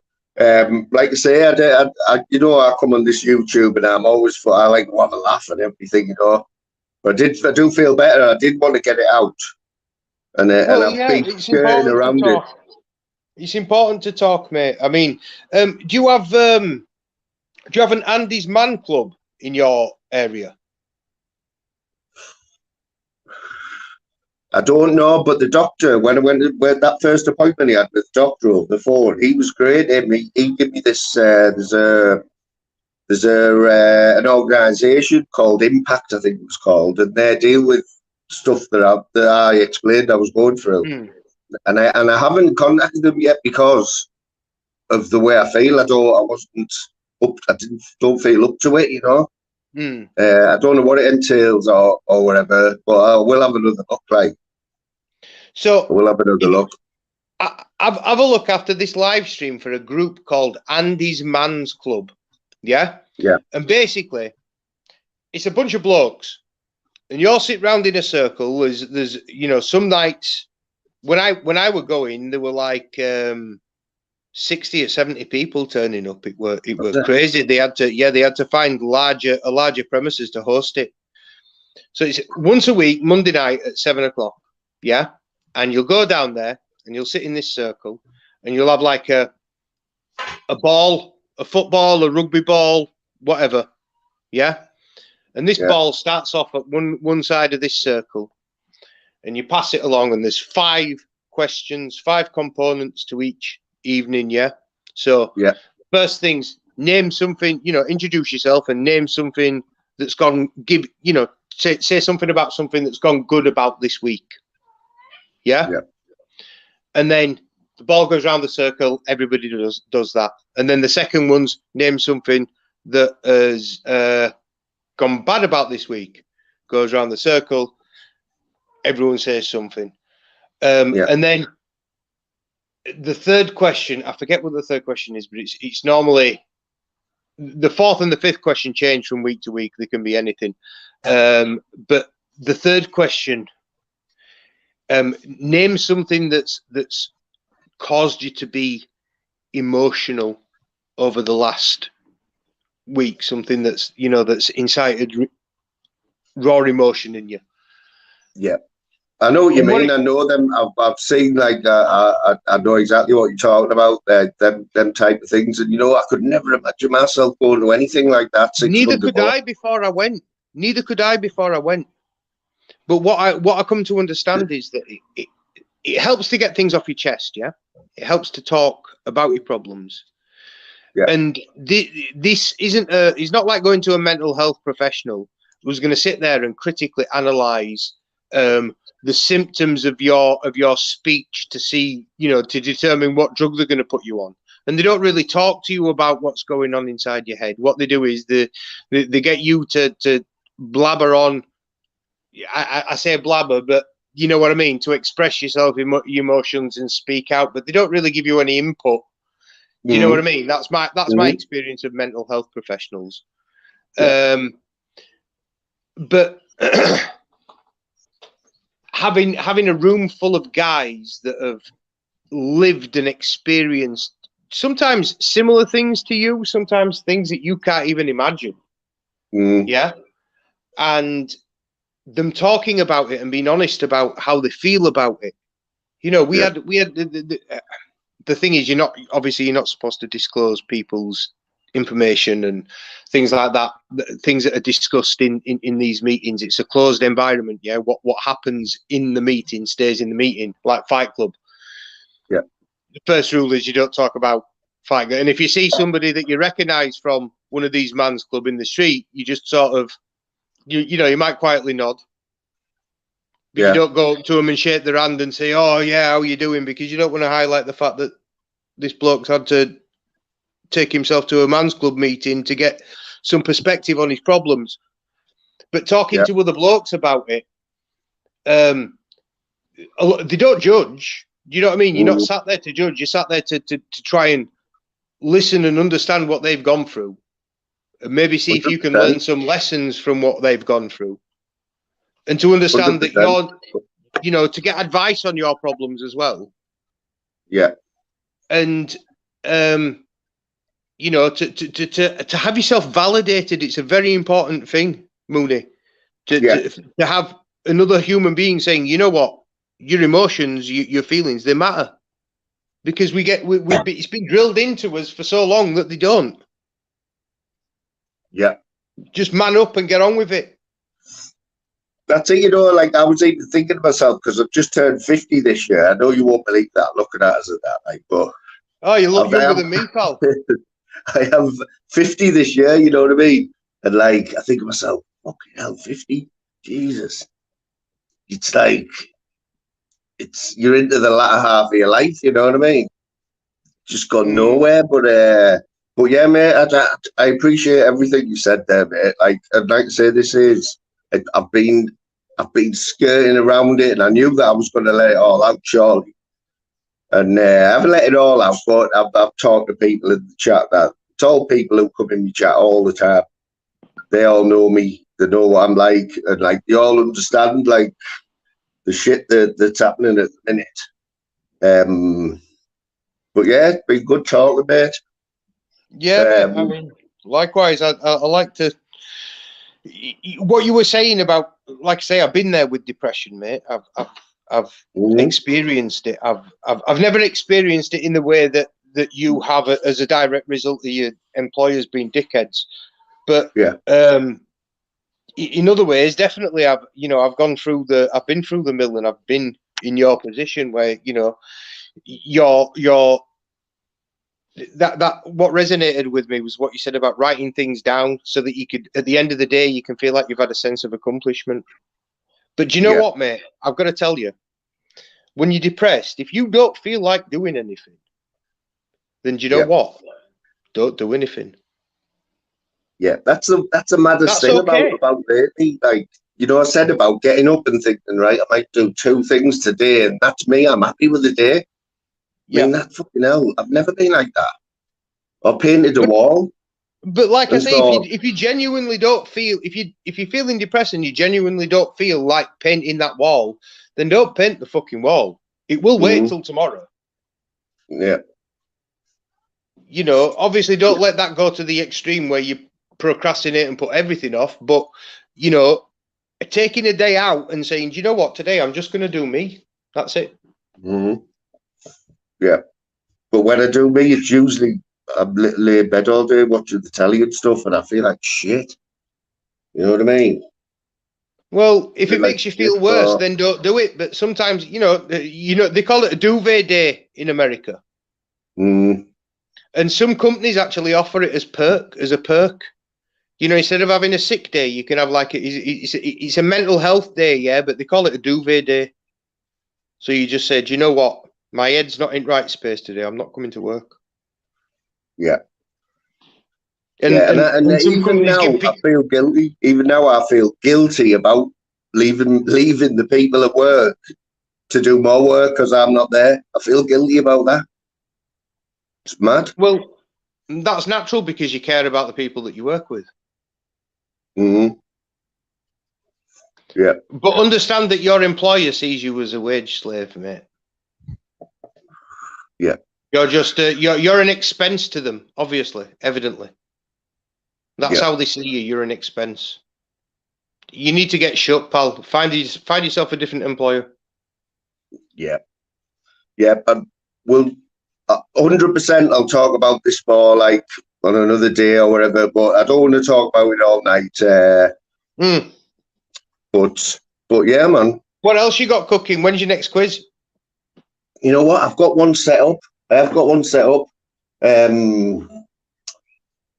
You know what? I'm going to do it tomorrow. I'll just have a bit of banter and that for the next half hour. And I'm actually, if it's all right with you, Mooney, I'm just going to drop off and grab some tea because I ain't eaten since I came home from work. No. Spot on, mate. Appreciate that. And appreciate you even watching. And I've seen your name in the chat. I do know everyone that comes in. I've seen you on other panels. We'll talk about you next time if you want to jump on. We'll see how you get on. What you think of you. Yeah, no worries, man. But cheers for that, Reece, mate. All right, take it easy, pal. Nice one, fella. In a bit. Woo. That was fucking heavy, you know. Enjoyed it. I didn't expect to. This live was set up. Smithers, talking to Smithers today, we said we'll do a joint live, you know, because we always have a laugh, me and Batty Boy. I won't. I reckon Barry might come on next time, and we'll go in a bit deeper about that work thing. But anyone that knows me knows, like, all this shit for me. It's not. I'm not used to it. You know what I mean? I like to have a laugh and all that, but it is good talking about it.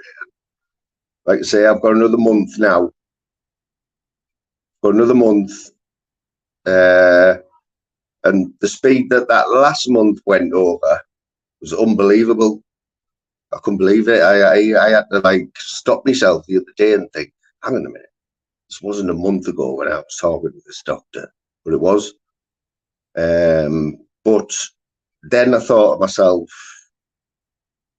how I felt the month before, and it felt like shit. Everything was shit. Life was shit, you know, like, not shit, but now I've seen a month in advance where I am now. 100 times better, you know. That's the best way I can put it. But yeah, just for tonight now, we'll change the subject. You know what I mean? We've talked enough about that. But we've had quite a few people in there. That's the first time Reece has been on, so that's a good thing as well. But yeah, man, I've been reading your comments, everyone. I've been very respectful, actually. Very respectful. I don't know what Kira's been doing, like. Kira all about getting timed out, I don't know where, like. But Slim, let's have a look. Slim, got a dog now, haven't we? Got a dog now, so going abroad, I think, is out of the question this year. I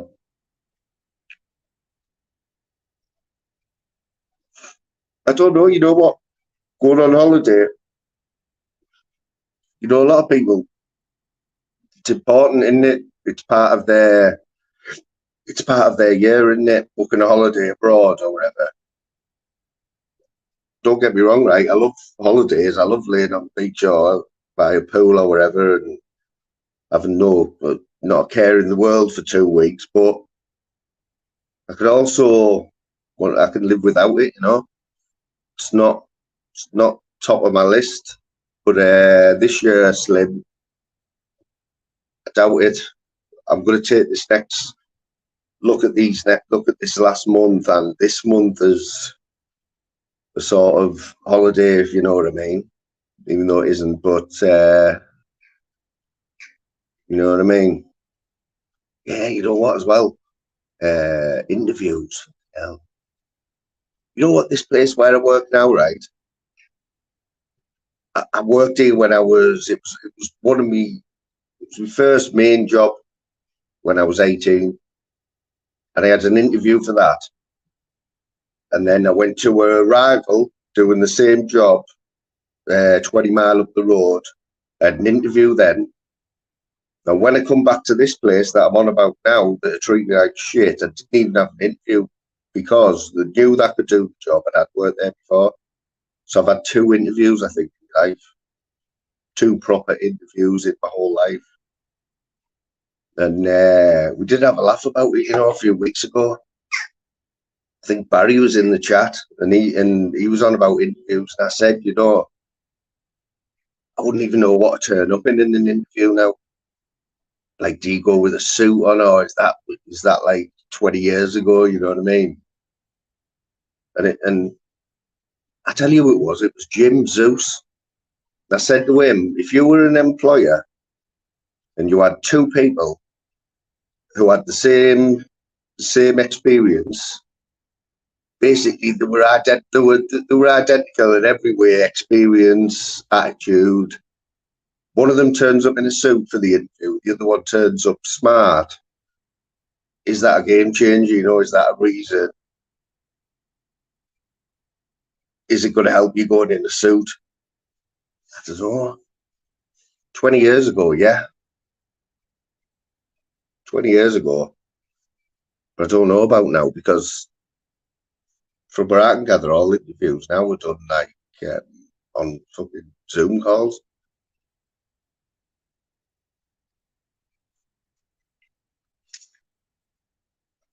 Everyone in the chat now, right? I don't do this very often, but everyone in the chat, if you had an interview tomorrow for a new job, would you wear a suit? 1, if you'd wear a suit. 2, if you'd just be smart.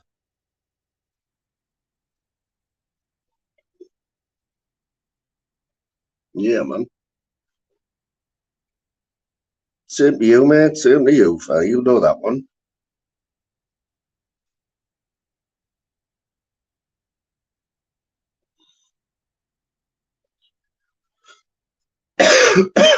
It's mad when you ask that. You know, when people, you know, when you're in somebody's chat and they say, put 1 in the chat for this, 2 in the chat, then if nobody does it, like, you just feel like a dick. Cheers, Slim. Slim would go casual. Ted would go in a tracksuit. Aldi, that is your uniform, though, isn't it?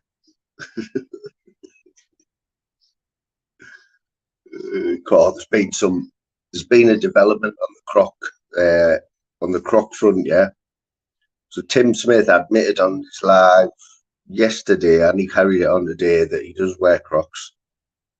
And I said to him, "You'll regret that." And watching his quiz this afternoon, his numbers, they were a little bit lower than yesterday. And I said, "Tim, this is it. I told you about Crocs. So, can't admit to wearing Crocs." So that's my advice, Tim.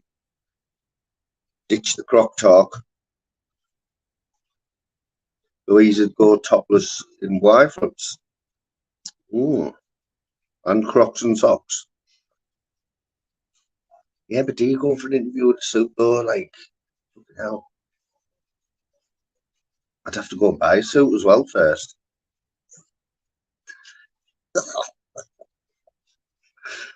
Everyone, man, Al likes the Crocs, like.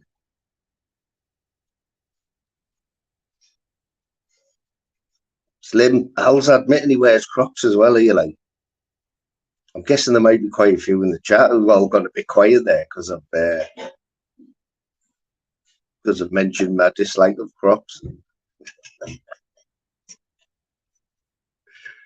Al, you're just getting away with it, mate, because I like you. Just getting away with that, like. Weddings and funerals for you, Dave. Oh, yeah, that's it. Especially them ones from Primark as well, Dave. They don't hang right, do they, up on the shoulders and that. Maybe if you went to Boss or whatever, got fitted for one, yeah. But I've got a mate who can rock a cream suit. He wears a cream suit now. Don't think I could ever get away with that. Look like somehow am I am advice.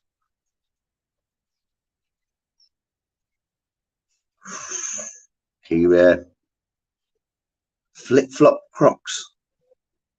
They sound naughty, them. They sound naughty. I think the worst ones I seen was Louise and the daughter were in McDonald's. And they're in the same view as me, like Crocs are a no-go. And somebody in McDonald's had a pair of camouflage Crocs on. So, like you do, took a sneaky photo under the table and sent me it. Never seen nothing like it. Camouflage Crocs. And I know film boy, Matty from the cesspit. I know he has been known, he has admitted, he might not admit it now, but I'm sure Eddie's straight on it there. Eddie remembers. He did, didn't he, Eddie? Didn't he admit? Or did he get pictured in them as well? And is that picture still out there? Look, Paul Taylor Cook. Evening, Paul, mate. Might have been, mate, because we only seen the feet.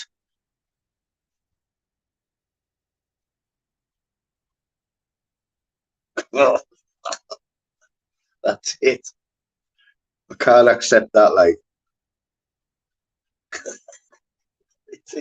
Eddie's got a video. Eddie has got a video there, guys. Eddie, you've got to put that video up, like. Because I've noticed over the last few days, Batty's been sort of making a little comeback, hasn't he, with the cesspit? I don't know whether he's been on a ban or whether he's just not feeling it or what.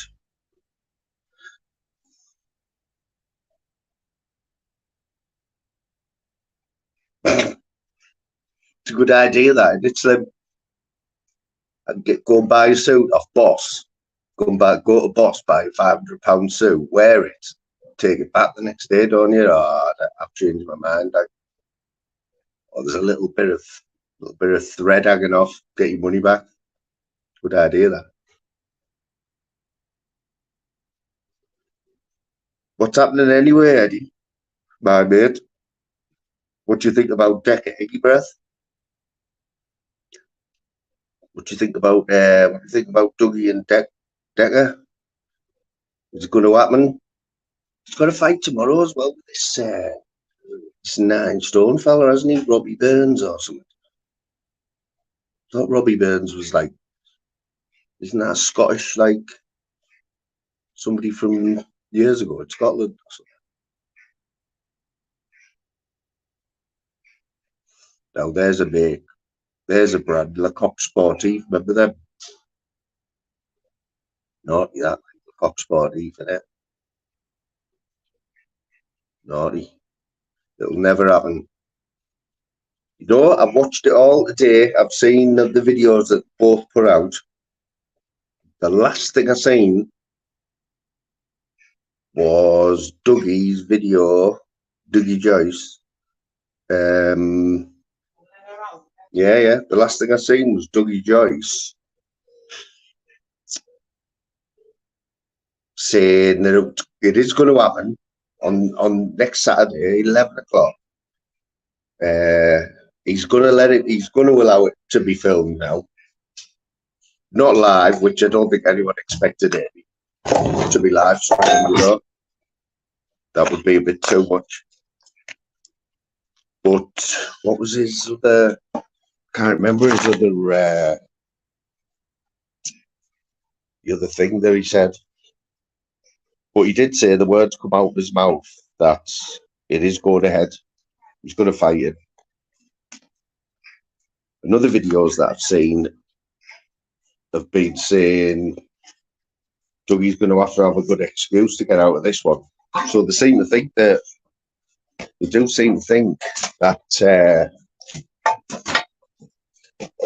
that Decker's definitely going to show. Just put this umbrella down. The sun's gone now. I'll tell you what, it's not easy. I put the umbrella down. Got to move inside, guys, because it's getting a bit cold.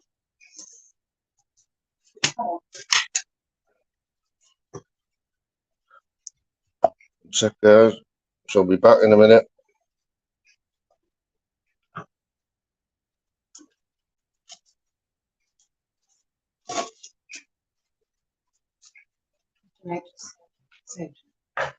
Yeah.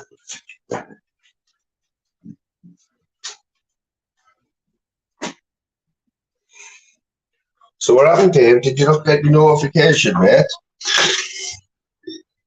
If you want to jump on now for a little chat, mate, you can. I won't be going for much longer, but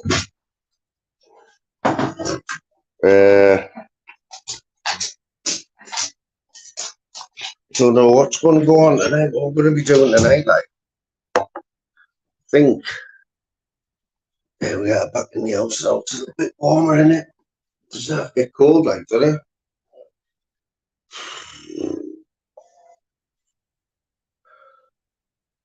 Yeah, look, I wasn't expecting all that tonight. Like,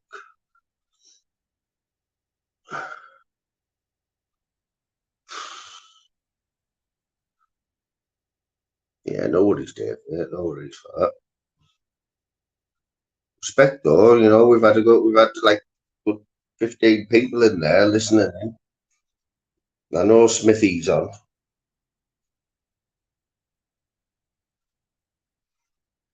But I think we're going to go down the Gadgie route, you know. Eddie, is Eddie a Gadgie? Is Eddie a Gadgie? Do you have to be of a certain age to be a Gadgie, do you reckon?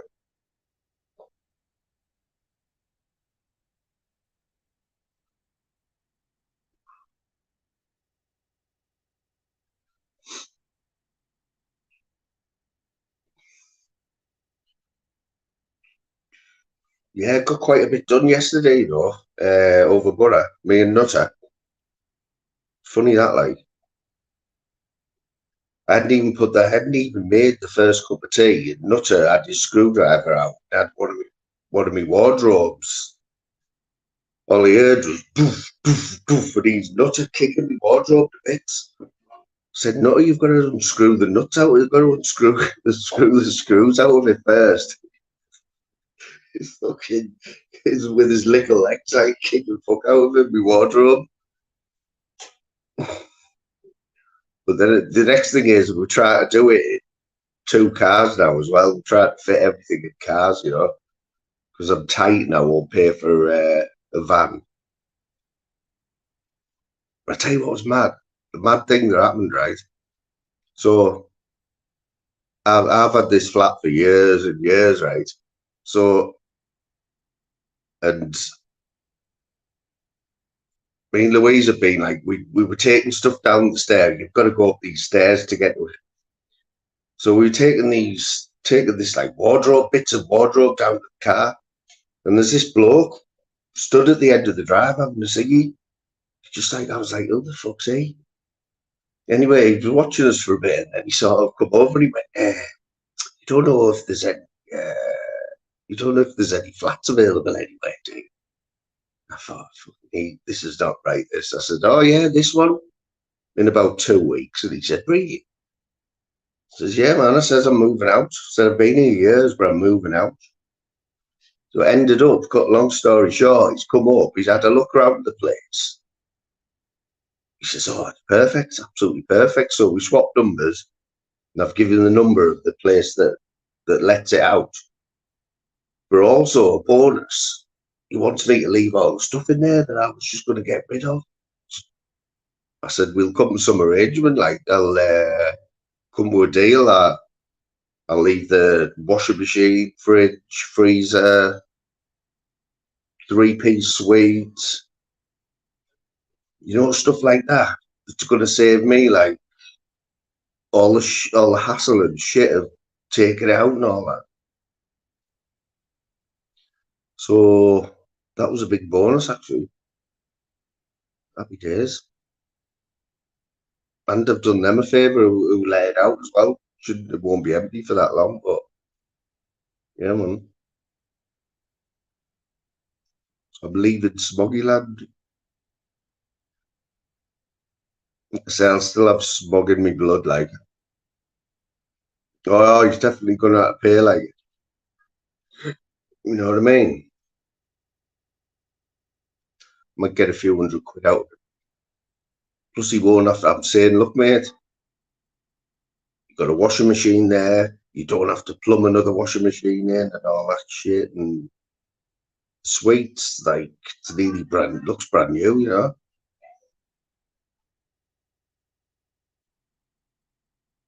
Yeah, man. There's a place. There used to be a shop in Middlesbrough. Right? It's mad because we've already talked about madness tonight. They're on the UK tour and they're in Middlesbrough tonight. Probably just finishing up now. But there used to be a shop in Middlesbrough back in the day. What was it called? It's called Spencer's. And Spencer's, I don't know whether it was. Has anyone else heard of Spencer's, or do they know what I'm on about if I said Spencer trousers? If Ted Loon's still in, he'll remember it. He'll remember the shop. It was only a little shop, right? But what it was, Spencer's, it was the stuff that like Madness wear, you stay pressed trousers. But the thing about Spencer's was down the side of the leg, he had a white stripe, thin white stripe. And that was the thing. That was how you knew those Spencers, and they were tapered, like they weren't baggy at the top, but they got tighter, as they got like to your ankles. They weren't shit stoppers. But yeah, man, that closed down a long time ago, like that shop. But I don't know whether it was a well-known brand, Spencer's, or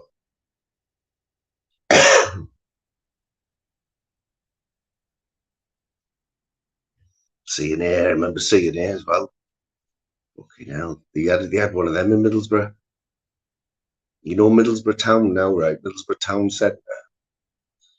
When I picked Nutter up yesterday, before we got to my place, I was on a live. I was on Flavors' live, yeah, Flavors.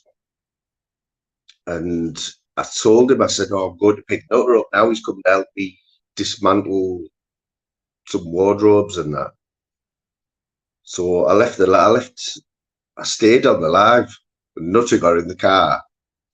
And you know what Nutter's like, he's talking away. I said, you're on Flavors' live stream. He's like, oh, yes. So anyway, we took Flavors. I think Lindsay Quaver was on the panel. John Beck was on the panel and Flavors. And we took them for a little spin round Borough. Took them to the Riverside. And then we went right up to, did you see it, Aldi? Did you see when we went right up to the Transporter Bridge? Anyone who's not from Borough might not know it, but they've got this bridge. It's like iconic in Middlesbrough. Sort of, all it is, it's called the Transporter Bridge. It's bright blue, and basically it transports people and cars, I think, from one side of the Tees, the River Tees, to the other side in Hartlepool, I think it is on the other side. But apparently it's been decommissioned now. There's only 2 of them in the whole world. And ours might have been the last working one, but Nutter told me yesterday that it's never going to work again now. It's basically a landmark. But we also went round the town centre and everything and showed them a few of the sites, you know what I mean? But I can't remember what the point of that was now. But yeah, man, I'm quite patriotic when it comes to being a smoggy. You know? Oh, we were on about stuff, weren't we? On about old shops and all that. Yeah, but Middlesbrough, that was it. The centre of Middlesbrough, yeah. So you've got like a sort of centre square type of thing, you know. You would call it the heart of the town. Now, if you stood in that centre and you look to your left, you'd have bins, right? A bin store, which House of Fraser, iconic building there. You looked on the other side, you had what used to be Debenhams, I think, another big household name store, big building. The other side, you had, can't think now, but you had 4 big, well-known brands, yeah, companies, and over the last few years, they've all closed down. And who do you think's bought them all? If you had to have one guess who's bought the whole 4 buildings, I think you can guess.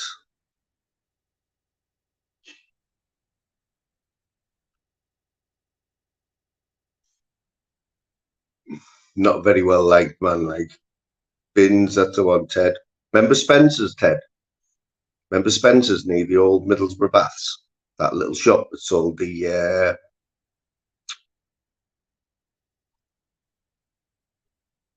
Mr. Mike Ashley's bought it all. He owns half of Middlesbrough now, Mike Ashley. Yeah. He's turned one of them into Sports Direct, like it's on about 4 stores, bare 4 levels, massive. Where he's bought them, he's basically owns the whole town. The 2 of them, he hasn't done anything with them yet. Just, and when you grow up in Middlesbrough, they're the shops that you just expect to be there all your life, you know what I mean? But Eddie owns Middlesbrough. And John Beck was on Flavours as pal yesterday, and he said, "Oh, I've been to Middlesbrough once." I was like, "Fucking hell, that's enough, that." I don't know why you would have a reason to come to Middlesbrough if you weren't from Middlesbrough. You know, it's like maybe football, you know. That would be the only reason why you would come to Middlesbrough. We're always number one. We're number one on a lot of national lists, right? But it's always lists like where it's easiest to buy heroin or where it's cheapest to buy smack or the worst place in England to live, Middlesbrough. You know, shit like that.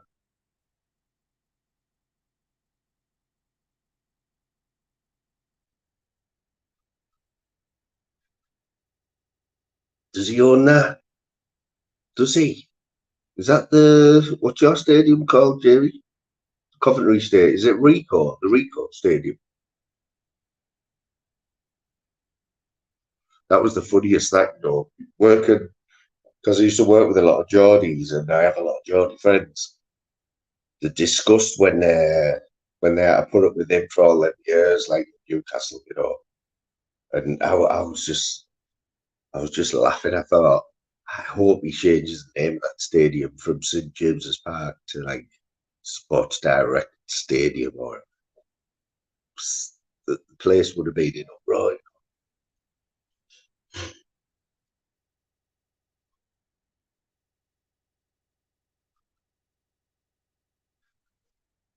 That's funny, right? Common building societies, right? Are they still a thing? Building societies still a thing?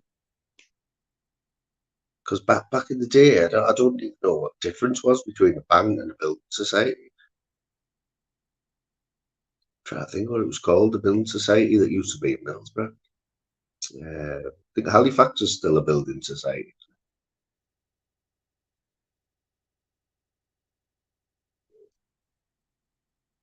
Where else was it?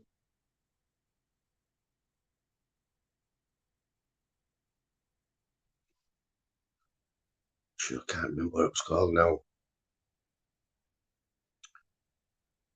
I've been with the same bank for about 20 odd years now, HSBC. It used to be Midland, was it Midland? Is that how they're bought out?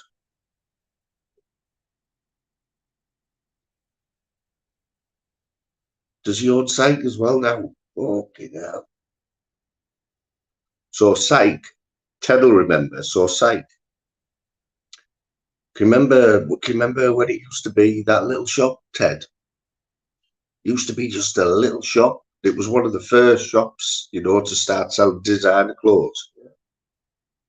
And the lad, he's only a local lad. I can't remember his name. Steve, somebody now, wasn't he? And he had ambition, like everyone. If you wanted some nice clothes, you'd go to Psych, but it was only a small shop. And anyway, he went from that to buying one of the biggest buildings on Linthorpe Road in Middlesbrough.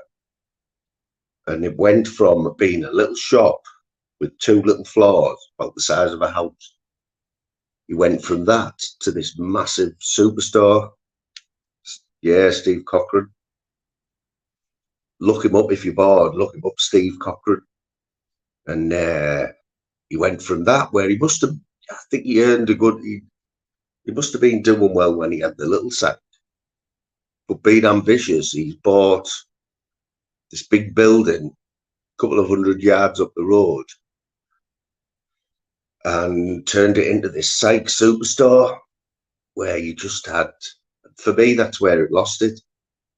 I think he only ever went in there once or twice. It was there for a long time.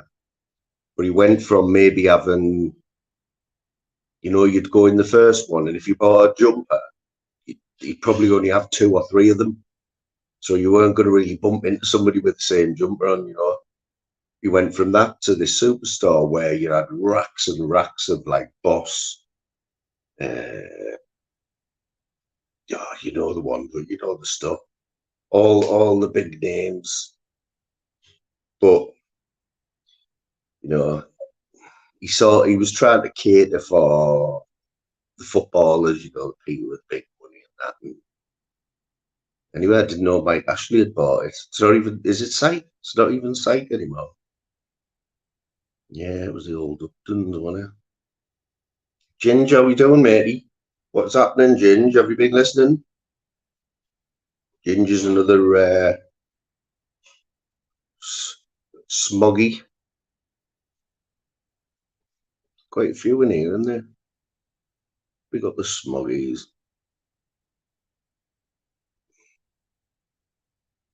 Yeah, Greg's is a Northeast company as well, isn't it? Imagine the money they're worth. Got to be in the top. It's got to be on the thingy list. That list that they put out a few times a year, don't they? The 100 most richest people in Britain. I might be wrong, right? Someone probably correct us, but that last list of the richest people in Britain, I'm sure that the richest bloke owned a company that make, Tetra Pak. When you buy a carton of milk or orange, where you pull You pull the cardboard flaps, don't you? And then you tear down, you pour your milk or your orange juice. I'm sure that bloke, don't know if I'm right, this was quite a few years ago. Slim, that's the one. Cartons, yeah. Sure, he was the richest bloke in Britain.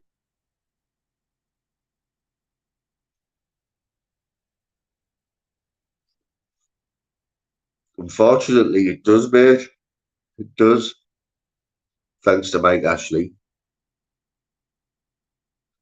Remember before, what was there before Sports Direct? Was there somewhere where you could go, one shop where you could go and you knew that in that shop you could get any sport gear you wanted? Any sports gear, like, I mean, you go in Sports Direct, you can find the most obscure sport in the world, and he'll have it there, won't he? He'll have the gear there. Fucking racks and racks of it, man. I mean, it must. I don't even know. You can't sell all that stuff, can you?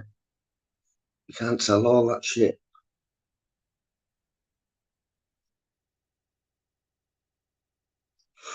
He's a one for you, yeah. So I've been watching this golf channel, right? This fella called Ricky Shields. Him over the last few weeks. I think he's a sort of semi-pro golfer. He's half decent, and he knows a lot of the pros. And his channel, he gets a few million views. That, like, but what he does is he does challenges on courses all over the world, and tries new clubs out. But the last one I seen, the last video I seen, was he bought this golf club, right, a tailor-made driver, which to buy from TaylorMade was £400, right, brand new, latest design, £400 for one club, right, which is a lot of money. He bought one from Wish, you know, Wish, this fucking Chinese shite company or whatever. Well, they were advertising this same club, this brand new TaylorMade club, but it was £150 from Wish. So what he'd done, he bought one. In his video, he did it right, you know. He said, this is exactly how it came from Wish, right? It was in like a black bin liner. And he had an original one that he bought, a proper tailor-made driver, £400. Then he had this Wish one. He said, right, we'll open it. So he's opening it up for the first time. He didn't know what was going to be in it. Takes all this black bin liner off. Anyway, he said straight away the shaft didn't look right. The grip, it didn't feel right. So this is a golfer as well, you know what I mean? He knows his clubs and that. Then he got to the head, had this head cover on, and he's looking closely at all the stitching and everything, and he said, you can just tell by looking at it, you know, it's a fake. It's not real. But it was good. He said, it's good. He said, they're not far off, but you know, when you just feel something, it doesn't feel right. But then he took the head cover off, right? Now, the head of this driver's like this, and it's got all this intricate bits on, you know, and the face of the club, which is quite big, and all these grooves and everything. And he held the proper one up next to it. And he said, to the untrained eye, he'd probably think it was real, you know. He said, right, so looking at it, he can tell it's a fake. He said, let's go and give it a go on the golf course. Honestly, he got the real one first. He's a decent golfer, yeah. Takes a shot. We had this little machine next to on the tee, and it measured the spin on the ball, how far it went, the carry of the ball, and all these things, all the power and everything. Now, the original one had all these good stats on it. He said, right, let's have a go with the Wish, the one from Wish. He hit it once, right? The stats, everything went half. The ball went over the right somewhere, totally where he wasn't aiming it. The stats are pathetic, right? After one shot, he said, listen to that. It started rattling, right? After one shot, fucking rattling. Fucking hell, right? He said, "Oh, let's do it again." He hits it again, right? Same stats, crap. Went like that, and the fucking head fell off it. The head fell off the club after 2 shots. It's a £150 club. That's now I think I have bought a couple of things from Wish years ago, just when it first come out for the price. Can't remember what it was now,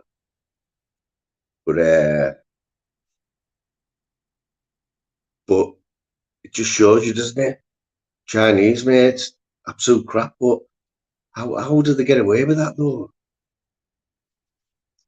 Because there's got to be laws, hasn't there? Because I've seen on that Wish, I've seen them selling motorbike gear, you know, helmets, and I'm not into motorbikes, but I know how much you can pay for a helmet, and there's different brands, you know, like good brands. But when you're talking about safety gear, you've got to pass tests, haven't there? And you've got to be like fit for purpose. But that golf club, it's not going to save your life, but it's got to be. There's got to be some sort of. Like, it's got to last you longer than 2 shots, hasn't it? For 150 fucking quid. But like, if you buy a helmet, you have a crash, and is the helmet going to save your life? You know what I mean? From Wish, would you buy a helmet from Wish? I tell you what, you're not going to get questions like that on the lad tonight, are you? Would you buy a crash helmet from Wish?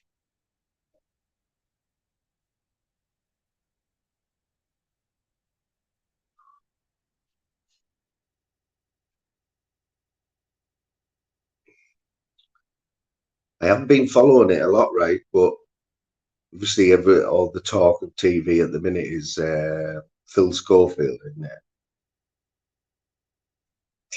Exactly, mate. You wouldn't buy one, would you? It might be £500 in like Tilson's motorcycles in the borough. But you look on Wish and it's only £100 for the same helmet. It's like, you'd be tempted, wouldn't you? You'd be fucking tempted, but like this golf club show, absolute crap. Somebody out there making copies, substandard, like crap. But there's people buying them as well.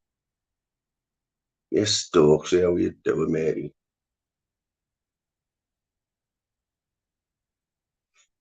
I've been in the last few of your quizzes, Stokes. He had Tim's. I've been giving it a bash, you know. You probably noticed because I think Stokesy's like me. Stokesy's a bit like me, you know. So I think you notice people who come in your chat, don't you? And people who stay were there like right from the start and join in, and you know, they put a bit of input in. You do notice, like, that's the one thing I'll say about my chat. People who come in do tend to stay for a little bit, or quite a while. Sorry. Yeah, Eddie, you know, Eddie, some live stream you can see Eddie enjoying, and some you can't. Or you know, you can say Eddie, but Eddie fits in there, or no, Eddie don't fit in there. Eddie was one of the first. We probably the first person I spoke to on this YouTube, man.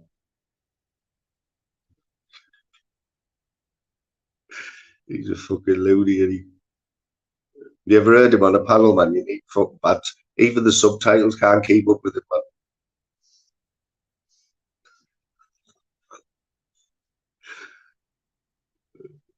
He just got a little bit lost when his mate Podref went. Say the bar. We're all former referees, aren't we?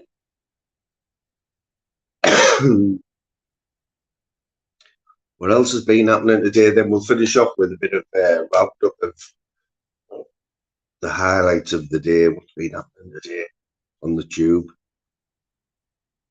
Eddie, where have you been today? Where have you spent the majority of your time today on the tube?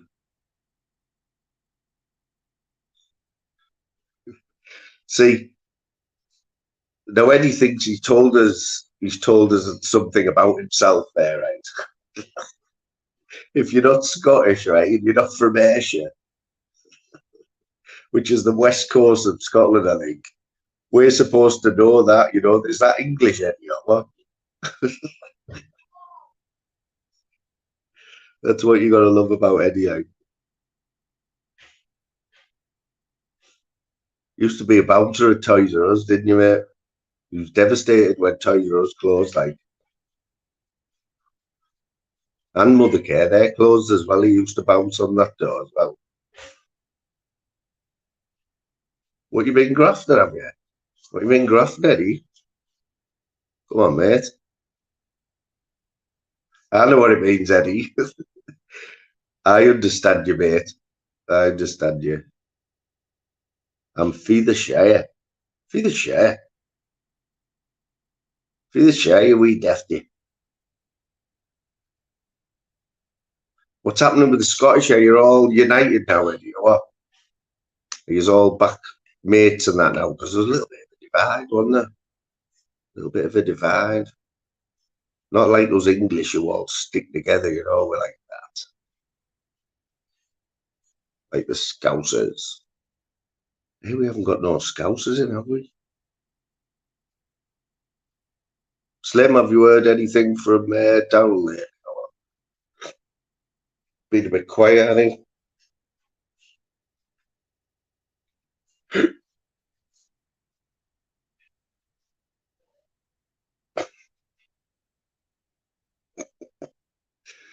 So when you go robbing Eddie, that's why they take you, Eddie, because you don't say there's only a little window. Send Eddie in, don't they? You know, Eddie can get in where a fucking mouse couldn't. Perfect man for the job.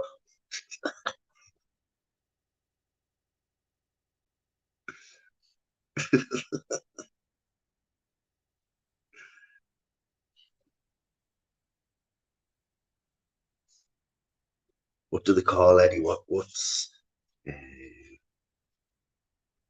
I'll have to have a think, Eddie. I'm not on it. Like. Tell you what, you know what? I think that's the longest. That's the longest facial hair I've ever had. It'd be like state of it, man. Did anyone see them photos that I brought the other day that I showed you? Look, one of them, well, like shuffling. Okay. I have to admit myself, I did think I do look like fuck shuffling.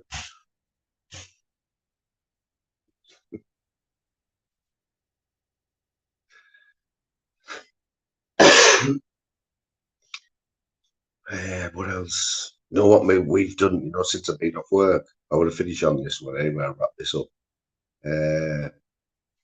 Been watching quite a few box sets. I know Slim, you like your box sets, mate. He's a couple for you. We couple of 4-parters, what we watched. One called The Secret. Anyone who hasn't seen it, right? Check The Secret out. It's a true story. And this is from Scotland, or was it Scotland or Ireland? True story. David Nesbitt, James Nesbitt plays the main part, and you'll recognise the female main part in it as well. So you've got good actors, which is always a thing to look for when you look for a box set. Go by the actors. James Nesbitt always plays good roles, yeah. So he's a dentist, and he's a Catholic, devout Catholic, yeah. So you know what one of these, you know, that they're all singing in church and all that. Very, very strict, you know, rules about marriage and infidelity is like big no. Well, I won't tell you anymore, but watch that. Brilliant. 4 parts it is, 4-hour-long episodes. The Secret. That's the best thing we've seen.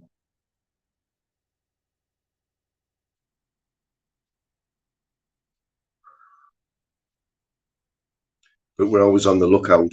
I think them 3 and 4 parters are the best ones, because what we tend to do, if there's something with 10 parts, we'll watch 5 or something, and then we'll forget that we've watched it. and we'll start on something else, and then a couple of weeks later we'll be like, oh, we never watched the end of that. Stop being breath.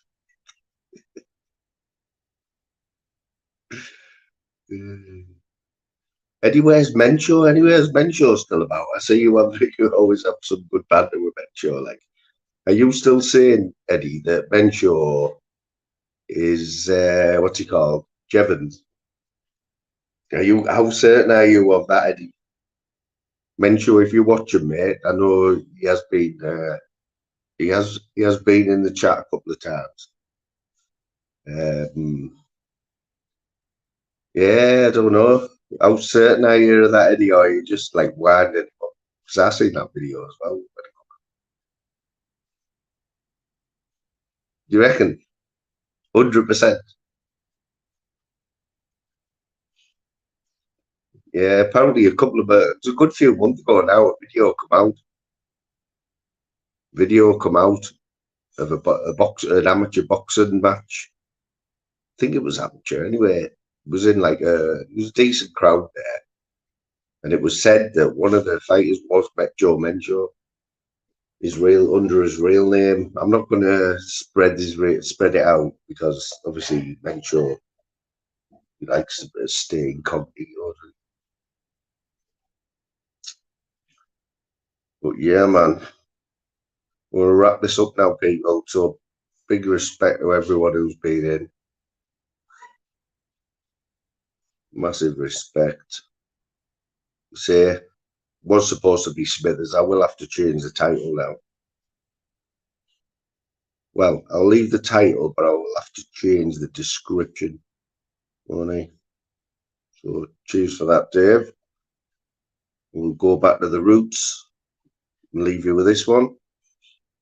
Yeah, this is for all the losses, all the gangster girls. Just remember, Buzzcocks loves it. All the losses in the world, I think you're pure course. Even if you're rough as fuck, I still think you are low horse. Walls and break out with you, big all the funny is pure classy. I'll take you back to my house and fucking smash your pasty. I met this lass from Whitley Bay. I took her to me house cause she wanted to play. She was like, wow, you're pure Raj. I was like, yeah, let her see her badge. Cooks and tellers, you always broke back. But he said you didn't like it when he made your neckies walk. Gangster, gangster, I'm a pure lover. I wear the fuck you wrong cause I think I know your mother. She used to be a dinner nanny at the high school. I think I made her put her so that's kinda cool. She said, well, that's pure course. You can come back to mine cause you're proper lost. Well, I didn't stop rocking till the break of dawn. Now and I take the fucking lot on my mobile phone. She was like, well, didn't show you mirrors. I was like, course I won't, man. All the lasses in the world, I think you're pure course. Even if you're rough as fuck, I still think you are low horse. Walls and take out with you, be all the funny is pure classy. I'll take you back to my house and fucking smash your pasty. Well, yeah, I met a lass from All Gadgies. She had a top-notch funny, there was no debate. She had no front teeth, but she was better. I took her for a date at me local bushella. I left her slips on me Spectra Gold. After a few minutes, her legs started to unfold. She ripped off her niggas like Hulk Hogan. I was like, well, you're pure smoking. I've never met a lass like her before who loved getting rooked on a bus stop floor. She said I'm not the first and I won't be the last. So I thought, well, fuck it, I think I'll have a blast. So I'm halfway through and she starts gang crackers, shouting out stuff like I'm gonna eat your knackers. She wanted me Benz, but I thought, fuck that. So I pulled out me knob and blotted on her back. All the lasses in the world, I think you're pure course. Even if you're rough as fuck, I still think you are low horse. Walls and break out with you, be all the funny is pure classy. I'll take you back to my house and fucking smash your pasty. Oh well then lasses, let's see who's all up on the dance floor. Flush your gear for the lads.